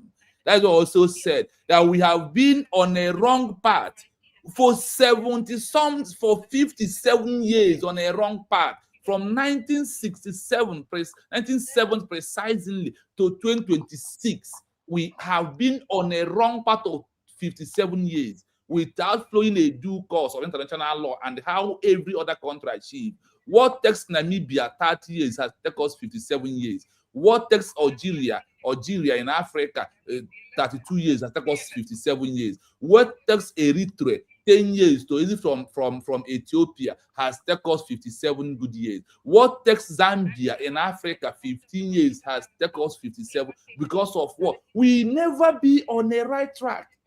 Now is the first time that we're on a right track. That is why I told you in my own way, it's not about how I feel. It's not what I think. It's not to open here to analyze any human being. No, those things is not giving me Biafra. I have defined what I want, and what I want will come through the respect of the template of the international community. What Tobias said, a road to Biafra is in the open. In the open is what the world had from us, and we are here to bring you. Did we also know that Biafra, that declaration is only why Mazi is alive? When you listen to the UN Charter Article 2 in bracket 1/2 and 53 and 55, he told you that these people, their case has been changed because of the declaration. When you go to the Geneva Convention, Article 1 in bracket 4, the same thing. If there's no declaration, you are just a male criminal. But if there is a redeclare or declaration under international law, it gives you the said that redeclaration of a lost country for a leader who is in prison is a fundamental legal shield that protects him, changes his status from a common criminal to a prisoner of conscience and a prisoner of a sovereign nation, waiting for a country to resolution to return and become a president or a prime minister. What else are we talking about? That is why I said Biafrans, our DPM, using the international law, UN Charter Article 1, bracket 253, Geneva Convention, Article 1, bracket 4, to serve our leaders, Mazi Esn&Mnk and Simon, whether I like it or not, until you go beyond what we reason. And what that is holding us is what I think, how I feel. He's talk like this, he's not like this. But when it comes to international law, once we follow it, then we achieve it. And that is why USB is making headway, because of the template based on the international community guideline, not how we feel. That law that gives Namibia in Africa, that law that gives Algeria, that law that gives Angola, that law that makes Equatorial Guinea to become a country, that law that makes Eritrea, Ethiopia, Kenya, Mali, Zimbabwe, Zambia, Mozambique, Eritrea, all of them in Africa.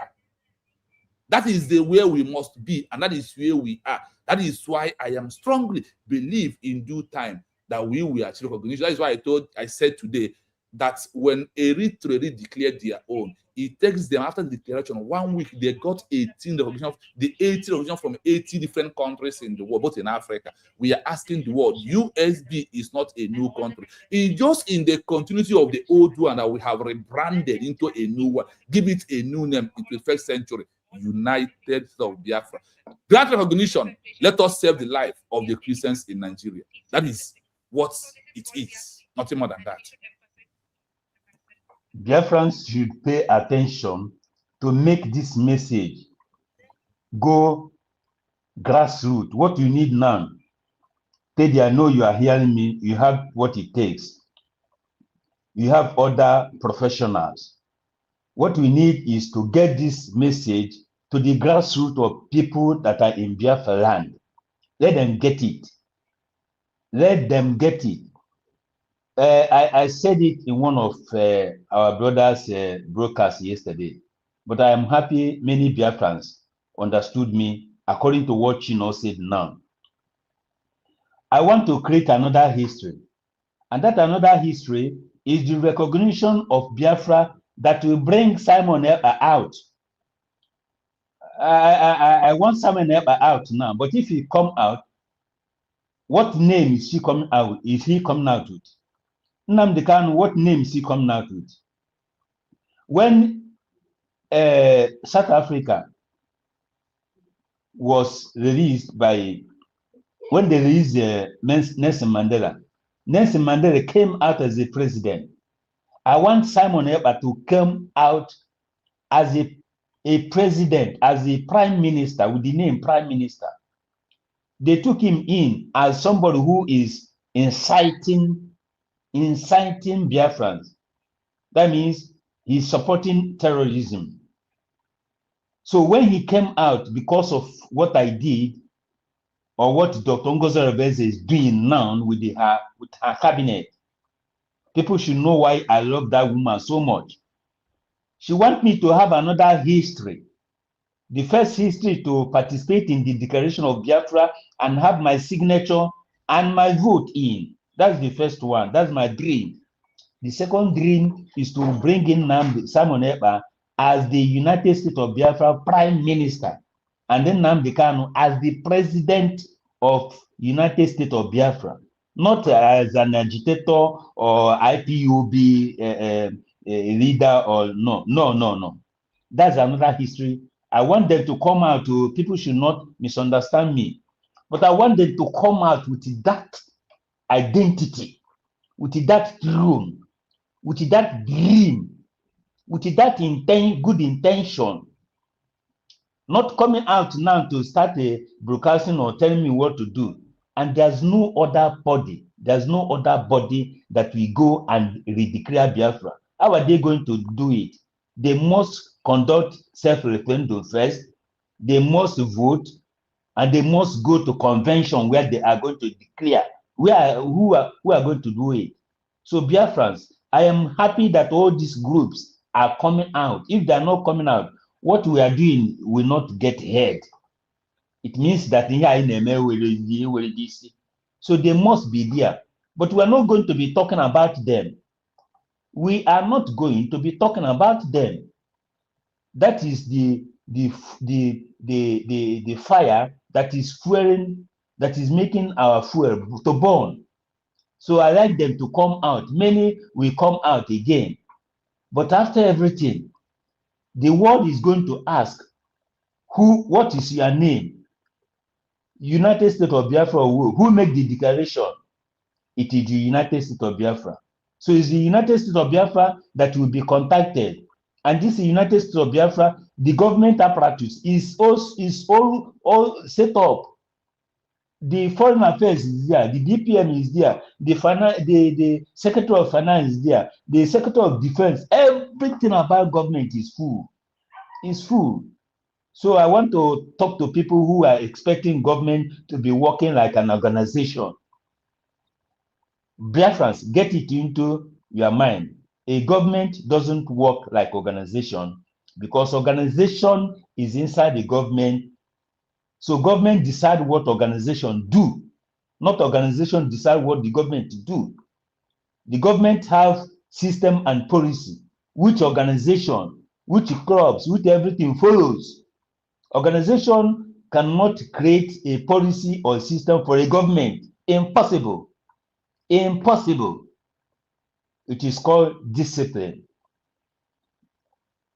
Organization doesn't have a law that government must obey. It's government that have a law that organization will obey.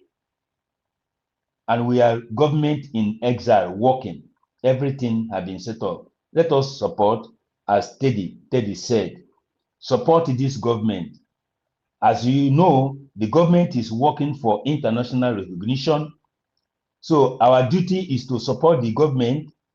That's number two. Then thirdly, unanimously, everybody must go back to where you come from, to your county, to your district, to your council, to your state, and protect the land, defend the land. So the government will be getting their job. And again, I want to submit by saying, from now until 2026 finishing or ending, there's nothing like campaign or vote in Biafra land. Our DPM have told P2B, don't bring that you are using Nigerian politics or vote or campaign in Biafra land. It's an order from the government. So Biafra, Read Biafra TV, thank you very much. Teddy, Thank you. Hope to I meet you greet again. you. Teddy, I greet may you God as I greet bless you. bro Mazi Teddy for being here today. Thank you so much. Because of my time, even I'm already going late to my class, so I have to move on. Then until you come back again tomorrow. We have a lot to give to Biafrans. I am not giving you what I think, how I feel. I am only putting my voice to lay to every layman understanding how Biafra, what we are looking for, how we should get it.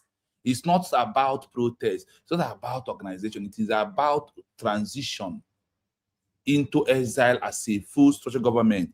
It is about a structure of a full government. It is about redeclaration of this our lost country.